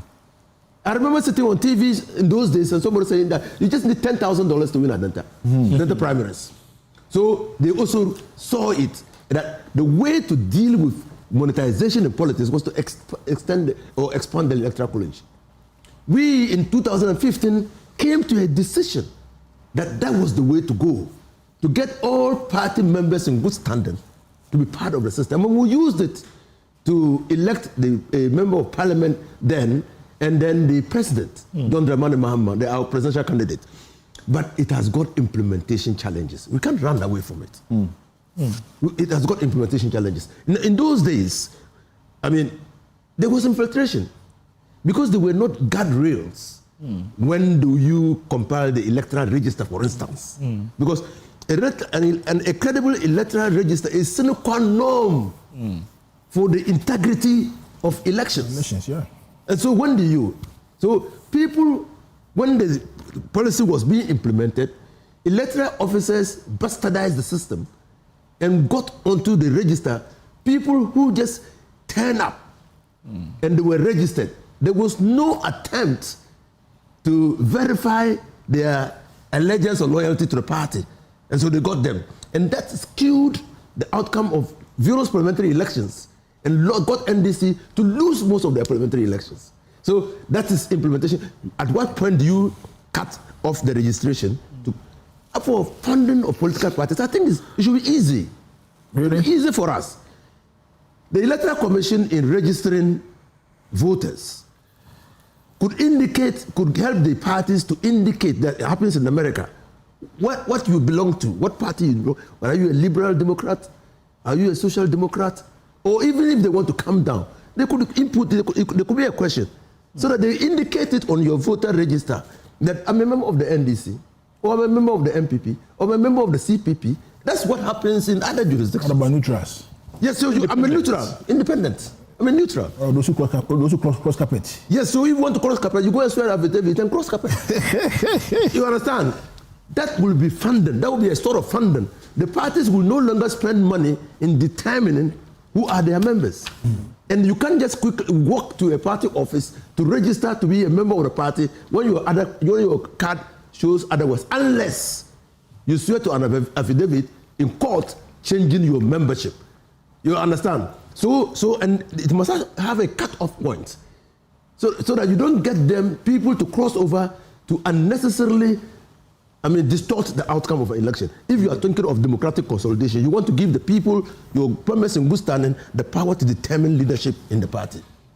Now, and I think that I agree entirely with the Supreme Court when they say that this will not stop monetization in politics. It must be combined with other measures. Transparent spending. You see, and recently I said that, look, to prevent our democracy from becoming a fully blown plutocracy, structural reforms are required. And this was delivered on the 16th of July. As pathways, and I talked about pathways of dealing with this dangerous canker. I said there should be radical transparency in party financing. Who is funding the parties? Even if we say that people can contribute to parties, we need to know who are those people. The Constitution Review Committee report made these suggestions. The white paper also accepts that there will be legislation for that. No, and then the white position paper. Yeah, position. Sorry. The position paper. Sometimes the Supreme Court appears to agree with me. Right. I said state regulation of primary elections. I said in Ghana, political party primaries are currently unregulated spaces for vote buying. Unregulated. So parties regulate that. We understand for the primaries alone, people spend how much just for the primaries? And listen to what I said. I said the Electoral Commission must oversee primary elections, expanding the delegate pool to all card-bearing members to make direct bribery financially impossible. And that's what probably the Supreme Court is trying to say, and we talk about strengthening anti-corruption institutions. So there must be other measures to help us deal, because you see, what we are seeing presently is that increasingly the ballot box is being subordinated to the wallet. That's what we are seeing. And that cannot be democracy. That cannot be democracy. It is that the white paper is trying to address when it says that 24% or 24 seats of parliament will be allocated through proportional representation. Because we have seen that increasingly we are excluding certain portions of the society. Proportional representation. We are excluding certain people. The advocates. So we have seen that gap, and we are trying to. This is as a result of monetization in politics, because the youth have not worked. Where do they get money to move along the tangent that people who have worked or people who have connections and godfathers in party are able to do. At the financialization meeting convening that happened in Accra, the Deputy Minister for Finance did something that got applause. After the Speaker of Parliament had spoken to admit that you needed 700,000 or how more. excessive it costs to run campaigns for Parliament, including primaries alone. Of course, you know that the CDD and ASILA, their investigations and research came out that you need at least $100 million to run a successful presidential campaign. So MPP or NDC, to be able to win the presidency, you spend over $100 million. And then for the parliamentary race, you need some 4 million as an individual to win your race. The minister said the amount was small. That they spend a lot, including not in money terms, because he was using the example where he had to go to Zenator's constituency, or it was Zenator rather, exactly. All of that to help. If they had to quantify it, that would be a lot of money. So this is good to cut all of this. Will it cut it? No, it won't immediately cut it. Some say it will rather lead to the candidates needing to raise more money to buy more delegates. No. You can't. And we tried it. What made it cumbersome and what made it unappealing and a disincentive was the bastardization of the process. I mean, not all people come to vote looking for money. People vote by their conscience, and I can use the Nima case for instance. For example, the person who gave nothing at all got a vote. He gave nothing at all, but got a vote. They didn't win. That's the thing. He didn't win, but he got a vote. It meant that there was a voter of conscience. The one who gave the TV sets and bought the... No, I'm not talking about that. I'm using this example to show that there are people of conscience who vote according to their conscience. He didn't win. But everybody, all the candidates who came, identified him as the only person who didn't give anything, but he still got a vote. Okay? It means that there were people in the constituency who voted by conscience. Okay? And then, yes, there is no correlation between the incentivization or what we call treating in politics with the votes you get. Because again, in Nima, we saw that the person who gave the highest did not win. Did not win. Really? Yes. The person who gave the highest is not Baba Jamal. Did not win. No, it was not Baba Jamal. He did not win. So you see that's the problem. But it distorts the outcome. Okay. Mary, as I mentioned, I saw some of you jump up to celebrate. And I'll be frank with you, once they did majority 5-2 and said Gaiwu and Siedu dissenting in favor of, they are doing it in favor of the plaintiffs, I shouted, wow. Immediately I forgot myself that I was sitting right there. I said, wow. Yes. Why is this good? Why should we be happy?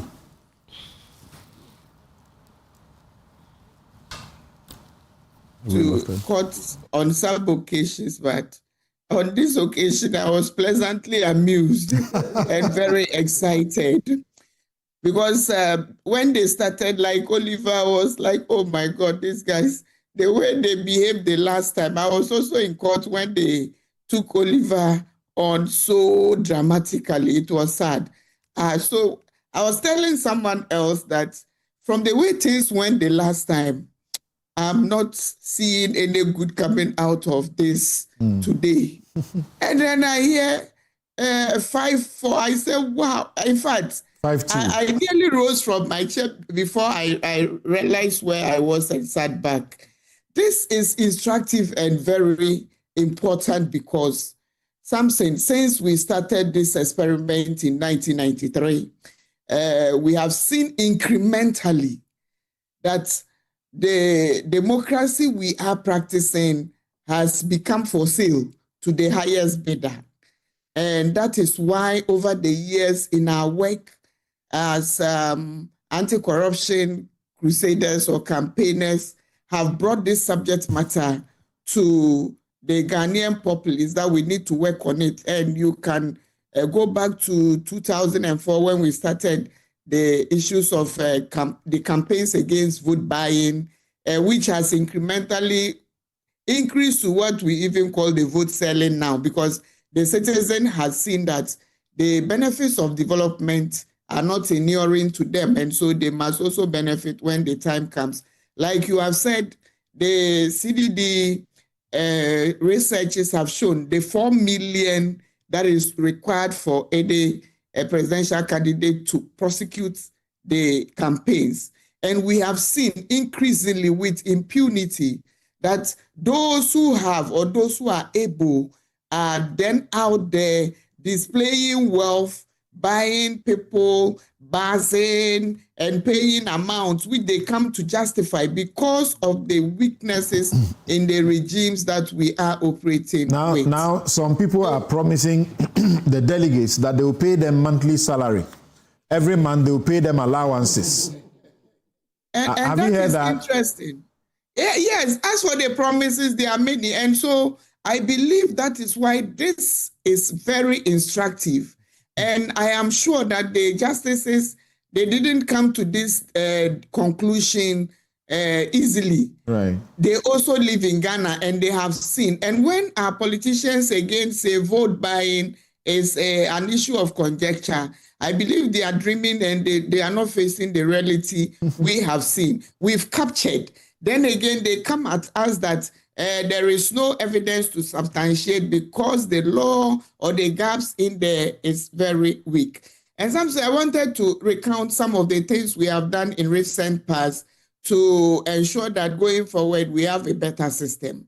In December, when we went to COPS, so if you're looking back to what the UNCAC says, it talks about in Article 7 of the UNCAC, I mean the United Nations Convention Against Corruption, it talks about the states putting in measures to ensure that they criminalize vote buying and all electoral-related offenses. Then when you come to the AUACPCC, that's the African Union Convention on Preventing and Combating Corruption, it also is very clear, that's 2003, far back, it's very clear that states should ensure that we criminalize these acts. And so for us, we have been on this agenda advocating that vote buying is criminal, vote buying should be criminalized, and vote buying should be curtailed. But we see that our politicians have been doing otherwise. And so in December, UNCAC again comes up with a resolution that was tabled by Norway and supported by this state, Ghana. And we went to Qatar for the purpose of influencing other state parties to accept what the UNCAC resolution 11.7 spells out. And the things, some of the things that we called for, which were accepted, and at the end of the day, we had more than 60 countries supporting this resolution, which passed easily, was the fact that the issues of campaigns have become increasingly very high across the globe, not just in Ghana. We've seen that most of the regimes and legislations do not capture what we want. And so let's see how we can do this to do it very effectively. And so that's, and then even when it comes to the campaigns and other issues, we see parties are supposed to be accountable per our Political Parties Act and not the candidates. And we know that's where the source of corruption comes in. Okay. So expanding the base is the right way to go, even though it is not the cure in itself. I make this preamble because I believe that if we were bribing, so you gave some analysis, which I want to come back to, the various parties and the way they have gone about expanding the base, meaning they also agree with the thinking of the Supreme Court. And let me take the MPP's own in the trend that they have shown over time. In 1992, the MPP had 1,998 delegates. It increased in 1996 to 1,000. It's reduced by 2 actually in 1996. But then when you come to 2010, from 1992's 1,998, they had a delegate pool of 106,590. And as we speak, in 2026, we currently, if by the data is correct, we have over 211,000, almost 300 of their delegates who are eligible to vote in any of their primaries, whether it is presidential or parliamentary. We have seen the NDC also do this. And the NDC, I'm not surprised they agree, because they have significantly shown that increasing the base is a way to increase representation, is a way to ensure inclusion, and is a way to promote democratic accountability. So they moved from 1,673 during the 2008 to the 2023, where they had over 350,000 voters in their, or delegates who were eligible to vote in their primary. So it means that without a doubt, the parties also agree that expanding the base, apart from its inclusive agenda, also makes it very unattractive for anybody to want to go and either borrow or take from their inheritance to come and pay anybody to vote for them.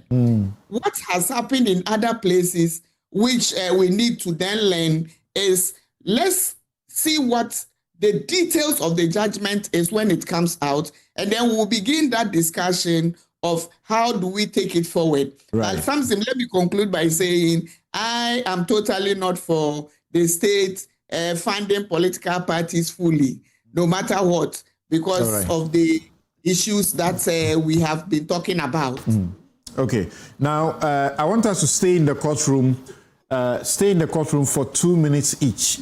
Then we will return to the Constitution review, which discussion will certainly,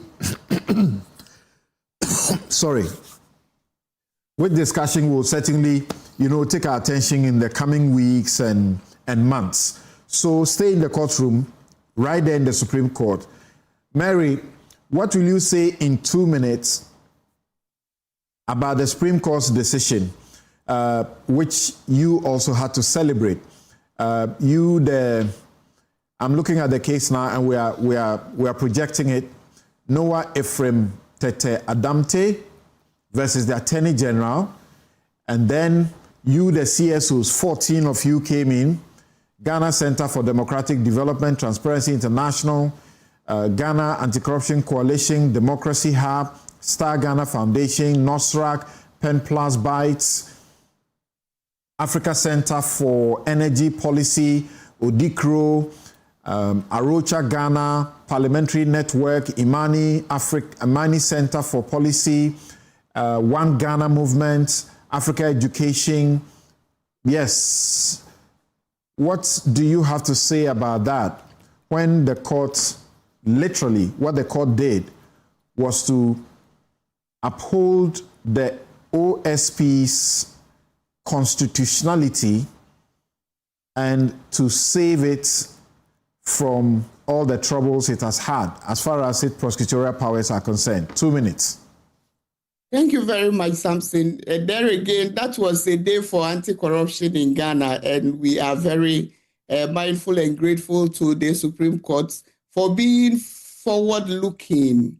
The Supreme Court, in its judgment, per my lay person's interpretation, is what I particularly have spoken to over and over and over again, and I was excited that had been confirmed without a doubt, that we are not contesting in any way the issues around Article 88.4, which gives sole prosecutorial duty to the Attorney General. No, we are not.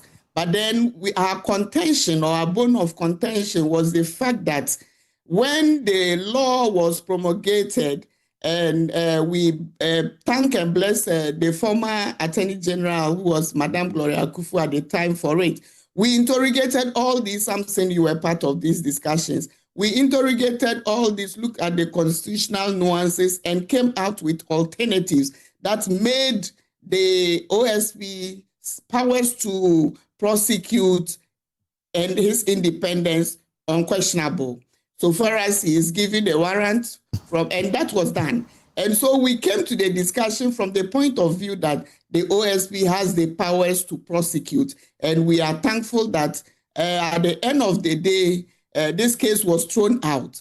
The excitement is the fact that now it gives clarity to everybody to remain in their own corners and allow this Office of the Special Prosecutor to carry out its work without any impediments. Okay. Again, it also then facilitates the issues of accountability for us, that now, more than ever, the Office of the Special Prosecutor has no more justification to say anybody is impeding them in their work.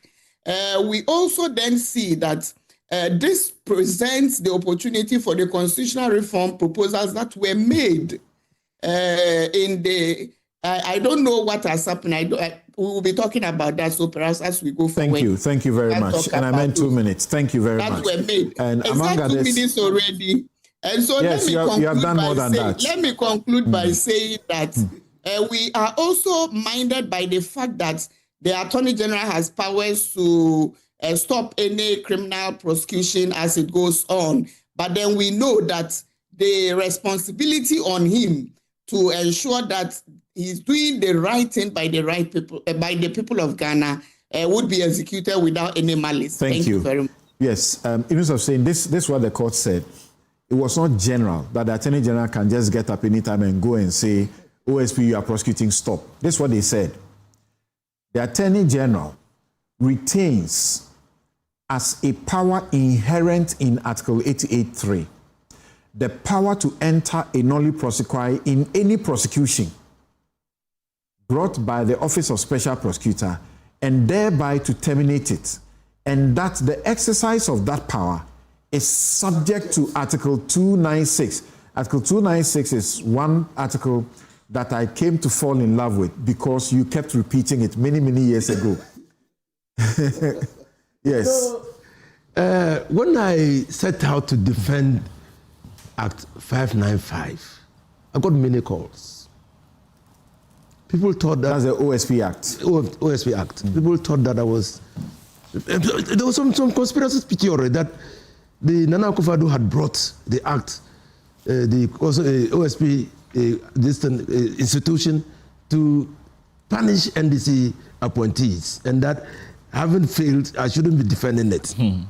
But I tell you, as a matter of fact, that the work that the 7th Parliament did on the act convinced me beyond reasonable doubt that that act was constitutional. And that's why I mounted that spirited defense of the act. And I will say that the 7th Parliament has been vindicated because the work that was done, and you look at the debates in the House, the work that was done. And to think that they were unanimous. They were unanimous. No one dissented. Clearly. And that's why I never thought. Because if you look at Article 3, which is subject to the... How can you subject something to the Article 88 and still say that you are taking away the powers of the Attorney General? And this thing, this subjecting the power to exercise discretion, the power to exercise nolle prosequi to the discretionary act of, to the Article 296, which talks about the exercise of discretion, was already contemplated in the act. We have said that, yes, because the OSP, the Attorney General, still retains prosecutorial powers, he can enter nolle prosequi, but he must give reasons. The Supreme Court is not saying that he must only give reasons, he must be fair and candid and not being capricious. The Supreme Court has further constrained that power. And it's that. You see, we couldn't have come to any other decision on this matter. You know, I don't know whether, Oliver, you remember the British case where Britain had sold arms to Saudi Arabia. And there were corruption matters that were raised by that transaction. And Britain, the Serious Fraud Office in Britain started prosecuting the matter, which the Serious Fraud Office is just like the Office of the Special Prosecutor. And the Attorney General in Britain entered nolli prosqui in that matter. Not that there was no corruption, but on the higher, and he provided reasons that the prosecution will damage the relationship between UK and Saudi Arabia. The corruption was made out. All right. Yes, so we had always known this. So we took best practices into consideration. Thank you. Your time is done. Gary, they said that the Office of Special Prosecutor holds an authorization given by the Attorney General in accordance with law within the meaning of Article 88(4) of the Constitution to initiate and conduct the prosecution of corruption and corruption-related offences, and that the authorization subsists until amended or revoked in the manner in which it was given. Did you expect that they would be this emphatic? Well, I think the decision of the Supreme Court to me was forward-looking, and it's very good for democracy. I mean, on this score. You see, because if you look at the Act in its entirety, you realize that the OSP office, strictly speaking, in terms of prosecution, is not independent, strictly speaking. Yes, we agree. You see, the OSP takes some powers from the AG, which powers is under Article 88(4). So how can you say that OSP office, strictly speaking, is independent in terms of prosecutions? No, I don't. So I agree with the Supreme Court. So now, you can enter another prosecution, but then it should be fair, should be candid, should not be capricious. And I can tell you, it will be suicidal for any Attorney General to get up in the morning or in the afternoon or in the evening and file another prosecution in a capricious manner in a case that is so sensitive to the people of the country. If you are not careful, you end up resigning. Because I can see Madame Meriada and his people and all these CSOs ganging up against the Attorney General. That you provide reasons why he entered the prosecution in that instance. So I think that let us all allow the system to work. As it stands now, the OSP is going to continue its work. And when the High Court decision came, I could see a lot of heat in the country. That, is it the case that people are trying to now hide corruption or trying to, all manner of things? The conspiracy theories, is it the case that the AG himself doesn't want the man to do his work or what? All manner of things. I think this matter has been settled. For me, the LI that was placed in Parliament by Honorable Kufufu, the LI has not been revoked.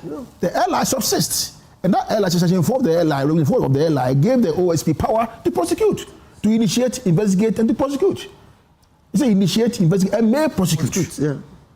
So after you have done your investigation, and you realize there's a basis for you to continue to prosecute, you go and prosecute. Right. However, the power of prosecution ultimately subject to the power of the Attorney General. The power of the Attorney General. Okay, so in the realm, the Attorney General holds that power.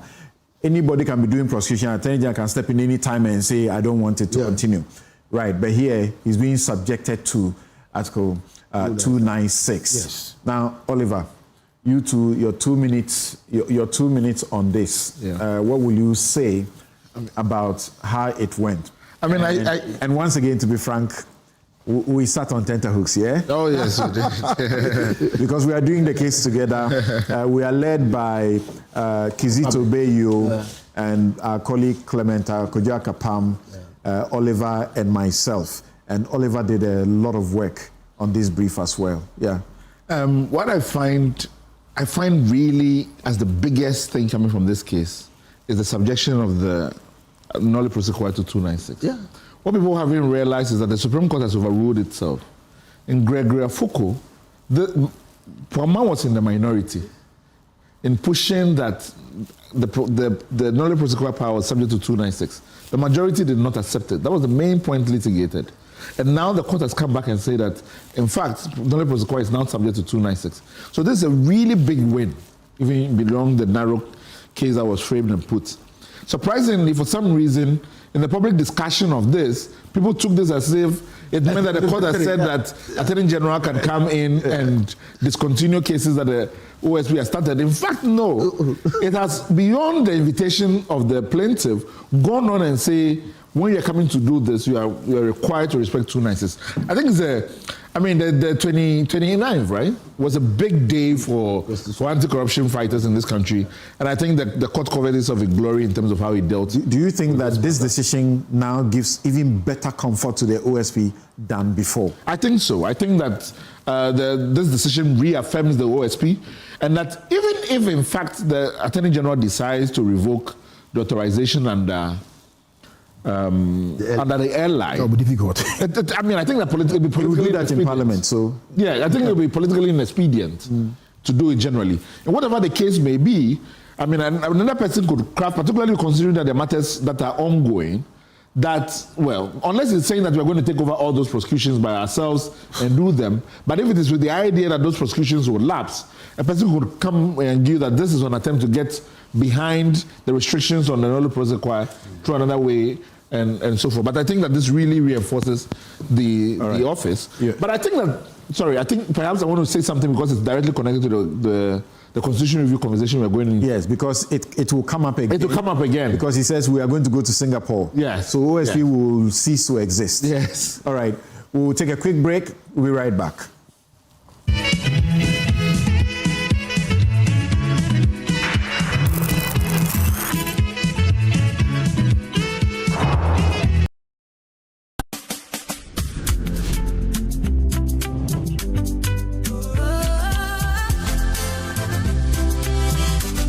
From the heart of Africa we stand, building dreams across the land. Every step we lay aside, helping you rise, taking you higher. Strong as a group, close as a partner. Bank of Africa lifting you higher. African Bank with global reach. BOA make your future glow. Strong as a group, close as a partner. Bank of Africa lifting you higher. African Bank with global reach. BOA make your future glow. BOA, we go there for you night and day.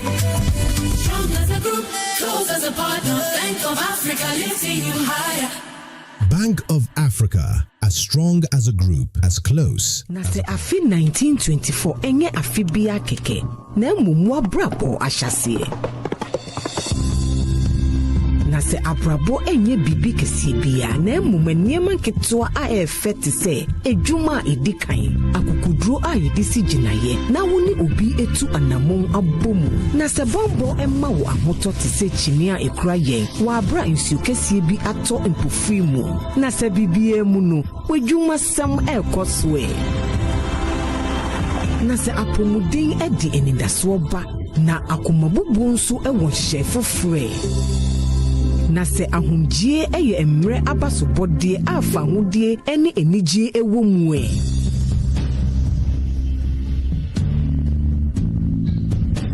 na se wabrabo mu nsem egina wo fie ene wedwuma sem ho nso na se ye di odo e bata ne ayahwere ho a ye nkredie ebeye fe. Enterprise, your advantage. To complement brushing, use a mouthwash daily to reduce harmful bacteria that cause bad breath, tooth decay, and plaque, which can lead to bleeding gums. Rinse Fresh Go. For the maintenance of oral hygiene and healthy gums, you need Nesta Antiseptic Mouthwash with chlorhexidine digluconate. Effective for the treatment and prevention of bleeding or irritated gums, mouth ulcers, plaque, and bad breath. Rinse Fresh Go. Get the confidence and protection of long-lasting fresh breath with Nesta Antiseptic Mouthwash. Rinse Fresh Go. Available in original and fresh mint flavors. Manufactured and distributed by NS Chemist Limited. This advert is FDA approved. Another week is here on the greatest of all time show. My name is Giovanni Clip, and tonight we're bringing you talent. Contestant number 1, let's bring Baby Girl.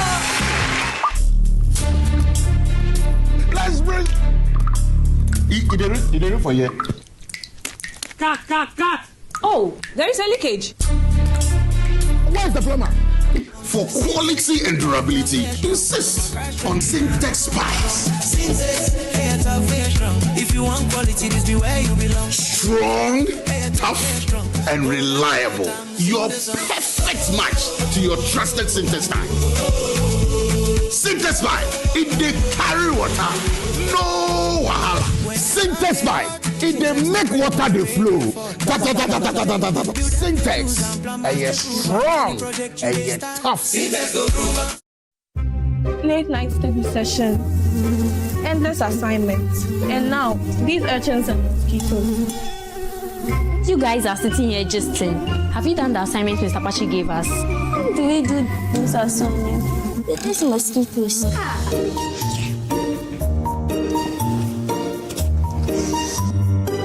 me quickly upload this and deal with these mosquitoes.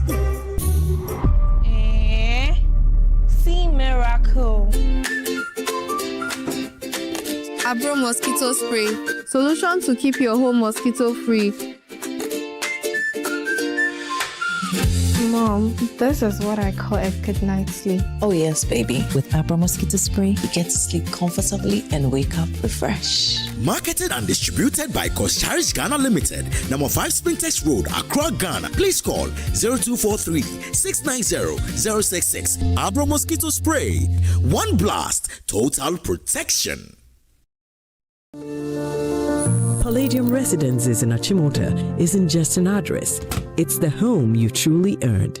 Secure your place with just a 10% deposit and choose from beautifully designed modern apartments or spacious townhouses built for everyday comfort. This is more than a building. It's a vibrant, curated community with a clubhouse, state-of-the-art gym, and an on-site hotel, all at ABC Junction, minutes from Achimota Mall. Enjoy city energy while retreating to your private sanctuary. Call now to reserve your unit and benefit from limited launch incentives, including priority unit selection, executive pricing, and flexible payment options available. Don't miss the chance to pick the best homes. Book your private site visit today. Call 050-9823-424. Palladium Residences. Live smart, invest better. So this strategy will lead. Oh no, not again. Say, relax. The generator will come on now. The generator is not working. Why stress yourself when the experts are just one tap away? Introducing Left Power, the smart emergency support app from Left Signature Limited. With Left Power, certified engineers respond fast, anytime, anywhere. No delays, no stories. Hello, sir. This is Left Signature Limited. The request has been received and our engineers are already on their way. Please relax. We've got you covered. This is professional. Every Left expert is certified, verified, and can be tracked in real time. Oh, you'll know they're coming before they even arrive. From electrical engineering and solar power systems to data center management, cloud services, smart automation, and software development, Left Signature delivers excellence, fast, reliable, and professional. Left Power. Your solution is just one tap away. Available on Play Store and App Store.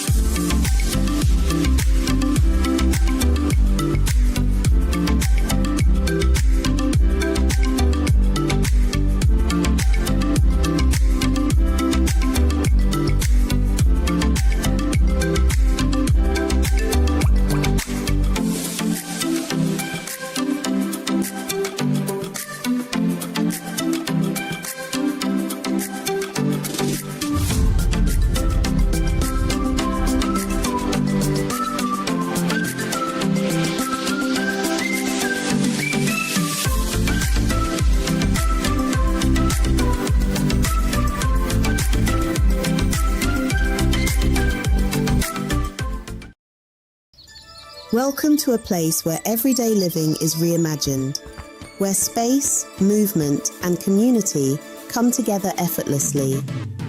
With thoughtfully designed spaces, modern facilities, and everything you need within reach. You don't just live here, you feel safe, comfortable, and at ease. Step inside Eden Heights and discover spaces crafted for comfort, style, and everyday living. And just when it feels right, you will know. Because this isn't just about finding a house, it's about stepping into a better way of living. Eden Heights, the height of modern living. Book a private viewing today.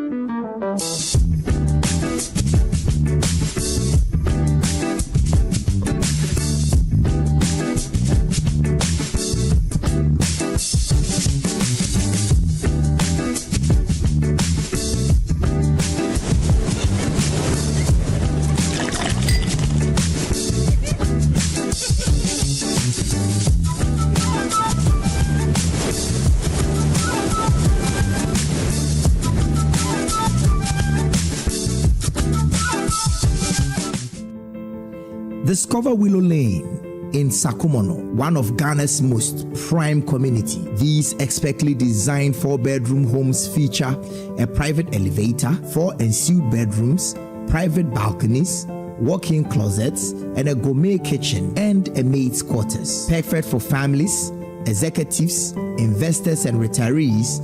Our community offers a swimming pool, playground, and 3-tier security for your peace of mind. Experience the ultimate in comfort, convenience, and community here at Willow Lane, Sakumon. Visit waylead.org or call 0240-111119 or 0308-040500 to book your tour today.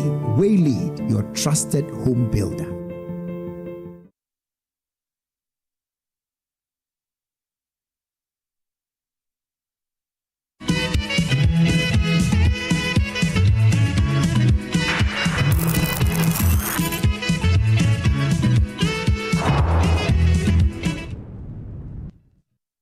You're welcome back. And my outfit is by Habil's Couture. You can contact them 0200 84 1988. 0200 84 1988. Habil's Couture. Just look for them on any of their socials and you'll find them. Ni Lante Van Connison says, bravo and kudos, Oliver, for this brilliant win for Ghana. You continue to build minds of young Ghanaians towards nationalism. Beautiful. God bless our homeland, Ghana. A couple of you also sending some. Cecil Osei says, from all the comments and reactions of your panel and even lawyers, the Supreme Court's decision seems to have surprised everybody, including the applicants. What do you make of that? Okay, that's an interesting one. Right. But they filed the arguments because they believed in them. Anyway. And the show is brought to you by Bank of Africa, strong as a group and close as a partner. Shares University, educating ethical and entrepreneurial leaders for Africa. My Way Insurance, dial *165# on MTN to join My Way today. Syntex tanks. It's strong, it's tough. Safari Valley Eco Park, bringing you closer to nature. Waylead, your trusted home builder. Bethel Dental, the smile starts here. Kel Charcoal Toothpaste, happy smile. Palladium Residences, live smart, invest better. Heritage Christian University, educating compassionate, entrepreneurial leaders. Abro Super Blast Insecticide, one blast, total protection. Valex Lease, affordable document management solutions. And Mwim Tuba Hospital, in to serve a peculiar health need. Well, as you know, the Constitution review process we will be at it from now until it succeeds. So sometime next year we'll still be at it until the legislations are done and the referendum is held to complete it, if it ever happens. Let's listen to Dominic Ayine briefly and come to the studio. Now, the roadmap is set out in this position paper for amendments of the Constitution is set out in this position paper, and it is deliberate and time-bound. Following today's publication, the President will swear in the Constitution Review Implementation Committee. The CRIC, CRIC, will prepare 2 Constitution amendment bills simultaneously. The first bill will cover the amendments to the non-entrenched provisions of the Constitution. It will follow the procedure in Article 291 of the Constitution. That is publication in the Gazette, laying in Parliament, a referral to the Council of State for advice, and passage by 2/3 majority of all members of Parliament, followed by presidential assent. The second bill will cover the amendments to the entrenched provision. That bill must travel the road prescribed by Article 290 of the Constitution. The government has accepted a recommendation to extend the term of office of the President from 4 years to 5 years, with the term of Parliament extended to correspond with this. Our thinking is practical. Under the current 4-year cycle, the early months of every administration are consumed by transition matters, and the final year is largely consumed by elections. A 5-year term provides a more realistic time frame for the formulation, implementation, and assessment of government policy. Right. So, beginning with Oliver, how do you see the process that has gone on so far? I must not forget to say thank you very much to Mr. James Mensah, Registrar at the Supreme Court. And tomorrow will be your birthday, just like Justice Yao Apao, retired of the Supreme Court as well. Thank you very much for what you do for Ghana. There'll be many more discussions to look at the various details. Yes. But I've seen things that are being repeated that were rejected from the 2010 process that you were part of. Yeah. I can't believe that the politicians come back to the things that we say we don't like. I mean, like I always say, constitutional review is a continuum. That the ideas that seemingly seem difficult to accept at certain points and then find a way of coming back. There's a key recommendation around periodic review of the Constitution that this document accepts, that we can periodically revisit some of the many ideas. I think now for me, and perhaps also in the interest of time, I reserve to more process questions. That we know that there's this 6-month period interval after amendment bills have been negotiated and agreed upon, that must be published in the Gazette, and for which we'll be able to come to some consensus around them. I am unclear as to whether or not after the publication of the bills, changes can be made to the bills themselves before they are reintroduced in Parliament. I imagine that on the floor, at least particular with the one Parliament is going to vote for, some things can be changed in there. So it means that if there's going to be political consensus built before the bills are prepared and gazetted, we have to be able to have those discussions now. I know that the MPP, for instance, has suggested that they're going to be issuing a position paper. I know that civil society is preparing to issue a position paper. I'm hoping that other stakeholders as well, organized labor and other people, issue their own positions so that we can be able to have the political settlement that we need for the process to go forward based on the timelines we have. There's so much in there in terms of content-wise, but I'll reserve a lot of those comments for later. That's right. But earlier you had wanted to say something about us going to Singapore and... yes, about the constitutional implications for the OSP office. The suggestion of the committee was that we create the Anti-Corruption and Ethics Commission, which will take over essentially, or constitutionalize the OSP, take over prosecution of corruption from the AG's office, which has been rejected. The AG is proposing that we have the Public Ethics Commission, which would exist within the Code of Public Officers Act, that they stand separately. But even more interestingly, it has been agreed that the Attorney General would no longer be a minister. The Attorney General will no longer be in Parliament, in Cabinet. And so it's a position that will be separate and distinct from the Minister of Justice. And that their thinking is that if the main things that led to the creation of the OSP was that the Attorney General is a minister and sits in Cabinet and cannot prosecute colleagues, then you're dealing with that problem rather than creating an institution. But they said do that with amendment, constitutional amendment. The AG says we are going to do that with an act. Bring us to the same problem that the OSP. Well, they said they're going to create an act which is independent of the executive. I don't know what for the Public Ethics Commission. So I don't know in terms of the powers of because it is not detailed.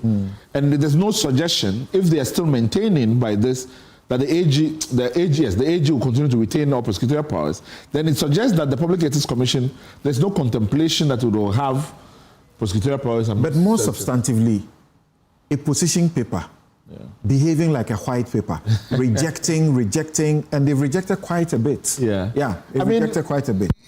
See, because the position paper is being used, it is very difficult for me to speak as to what should be the form of a position paper. Generally, my thought was that it was going to express government's view, that we have seen this and this is our also view on it, and we open that up to debate. But I think that the government's view is that we commission the commission and the committee, we then pronounce on what they have done, whether or not we accept the advice to government or not, and that's the tone and tenor.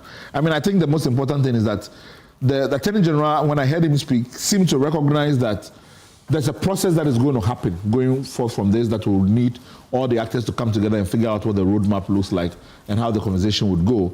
I am encouraged by a lot of things in here. I do know that there are certain things that a lot of people disagree with. It's going through the process. I know that the people of Ghana are also going to have their say on most of the entrenched provisions and whether those would pass or not. I think that ultimately, so many players are going to be in this conversation going forward that we have to be open to the process. I know that an implementation committee has been mentioned, for instance. Right.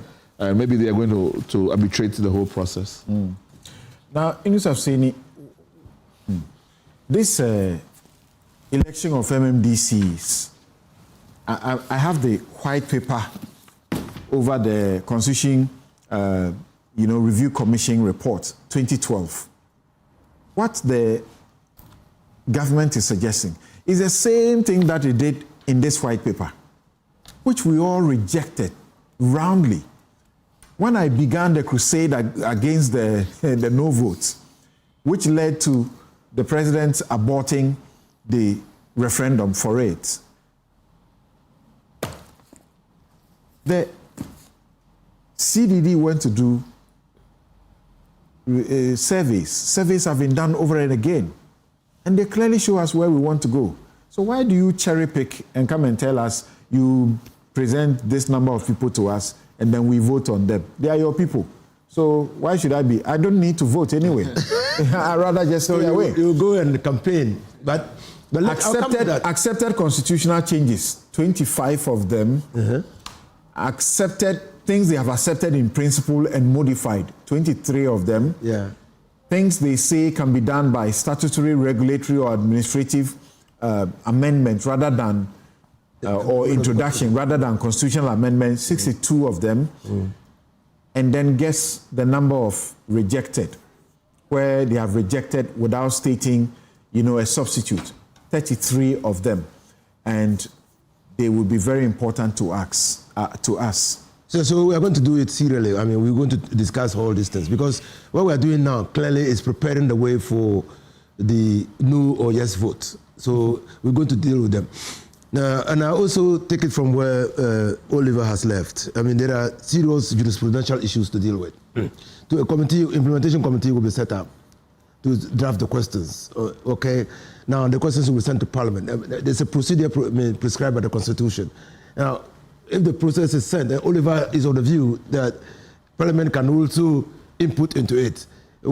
Parliament's input into the bill or the recommended amendment, will it be a usurpation of the constitutional right of the people to have the... So there are a lot of jurisprudential issues that we have to overcome, okay? Because, Professor my own professor. Kwesi Prempeh? No, Kwesi Prempeh. Fiajo? No, not Fiajo. Okay. Oh, I've forgotten his name. Two professors have written a paper on this matter, and they are saying that, well, if the Constitution Review Committee has come out with recommendations and the recommendations have been accepted and a bill drafted for an amendment, Parliament should just pass it because that is the view. I talk about Kukwasa. No Kukwasa. Okay. No Kukwasa. Okay. They're gone? They're gone. Former dean, yes, of the law faculty, law school. Yes. Okay. Koshiga. Yeah. Koshiga. Now, so if Parliament, if a bill is drafted, Parliament should not have. That's their view, because that. Okay, Professor Koshiga and Atupare. Yes. That represents the view of the people. Yeah. Okay, and if Parliament inputs and changes that view of the people, it will be a usurpation of what the people wanted. Yeah. Okay.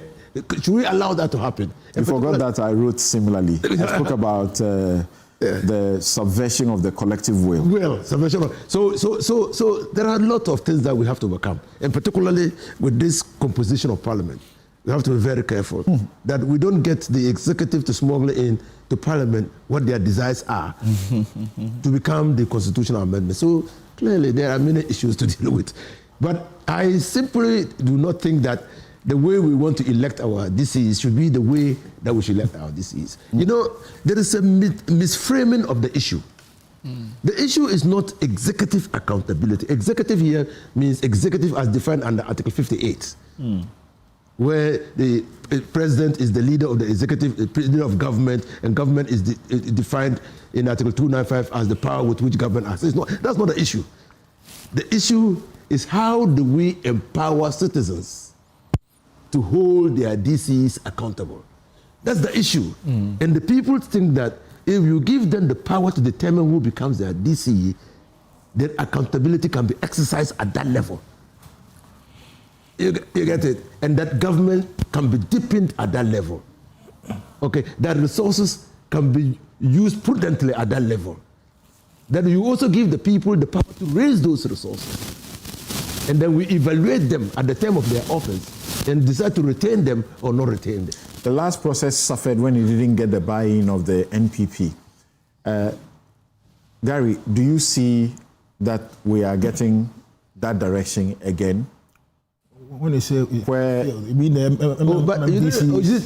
have a fundamental issue with the extension of tenure of office of the president. And I even though I had that issue, and people are not happy increasing the chamber of parliament. I got the inspiration from Oliver. When I stated it here with the Constitution Review Committee, Oliver provided the basis, and I've since run with it. He says, look, if extending the term of office, what is the criteria? What is the indicators for measuring efficiency in office? Okay, what is that? We're not dealing with the criteria of measuring efficiency in government. We'll deal with the substantive matters on another. Well, let me state that the party will meet and come out with its own position paper on the recommendations. Whatever I say here is my personal view, so to speak. Your general view of the mechanics, the methods, so that we can move on. Yes. Yeah. You know, this issue of members of parliament being appointed, ministers appointed from parliaments. I thought that this time around there could have been strict separation. Yeah, because that was what was proposed. Separation. The government rejects that. That is what I said. I thought after running this scheme for 30 years plus, you should have now taken the view that it should be strict separation of powers. You run for parliament, you're a member of parliament, you do parliamentary work, period. You're a member of executive, you are a member of executive, period. No fusion of, of course, most of them are going to parliament because they want to find a way to catch the eye of the president to be what? To be ministers. Parliamentary work is suffering. The Claraberry committee work under Chairman Sabonsu. I remember you, Okujeto, Senior Okujeto, almost all of you, you were in favor of separating the two. So they've done and what even this the one, people when want. I appealed before the committee, I was in favor. Yes, and this one, the government has rejected it, but rather now saying that the provision that majority should be appointed from parliament, that one, they will say, well, the president can appoint as many as he can appoint. But then not that majority can be appointed from parliament. Give the president the leeway to do whatever he wants. But I thought they could have made it strict separation of powers. You're a member of parliament, do parliamentary work, or you are a member of the executive. Anyway, I mean, I think we'll debate it further. I think that was the NPP's position for the committee. Yes. But then after the report came out, I know Bafo and others went against it and saying that no, they should allow many parliamentarians to be ministers. Yes. The fusion. They want the fusion. Let me hear. Mary, what do you say going forward? We should find time and look at the individual issues, accepted, rejected, and so on and so forth.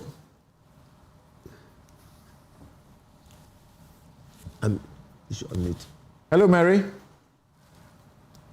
Hello, can you hear me? Yes, we can. Great. So, something I say on constitutional review, the Attorney General's presentation at the press briefing is not as exhaustive as reading the whole government position paper. And I agree that in this case, we need to pay particular attention in interrogating some of the decisions, because some of the things which were said, if you do not take time to reflect them in the details, we would be making a mistake. So there is a need to go back to this and look at them. And I speak so particularly because if you read around the subject matter of anti-corruption, some of the things that were said were in summary, but you realize that the position of government was to reject some of the proposals we have made. For instance, Oliver has already talked about the Ethics and Anti-Corruption Commission, which was rejected. When we come to issues around asset declaration and the verification, and issues around unexplained wealth and why we should interrogate this through audits and others, most of them were rejected. That one was accepted, that it will be done by a legislation. You don't need to amend the constitution. By a legislation, that not the constitution. But as you read, the government rejects this recommendation.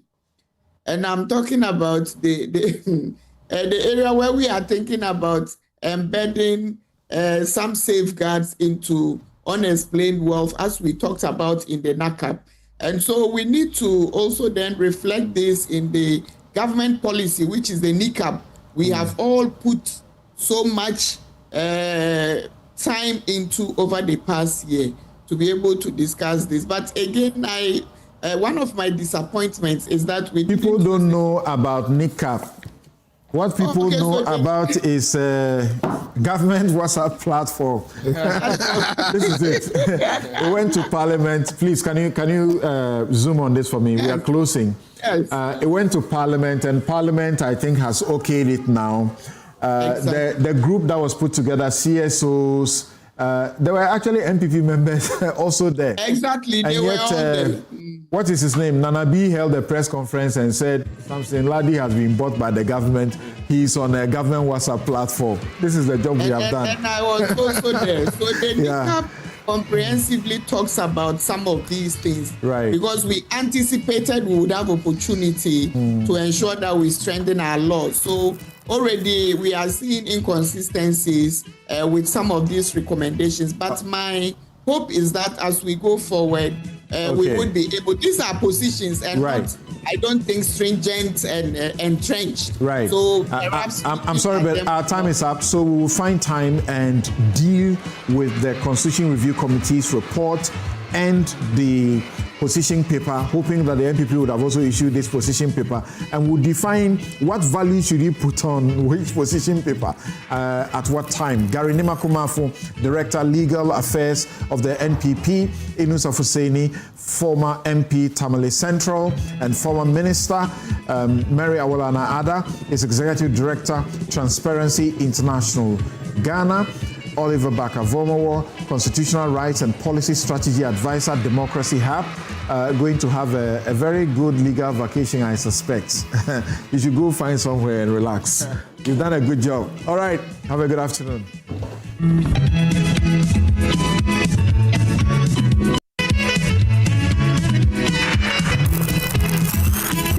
MTN. Bank of of Africa. As strong as a group, as close as a partner. Where Duraplas goes, water flows. PS Industries has introduced a new roofing system known as ColorLink Plus. Flamingo paint, simply superior. Syntax tank, are you strong? Are you tough? Cherry Tree Properties. We develop spaces as though we were going to occupy them.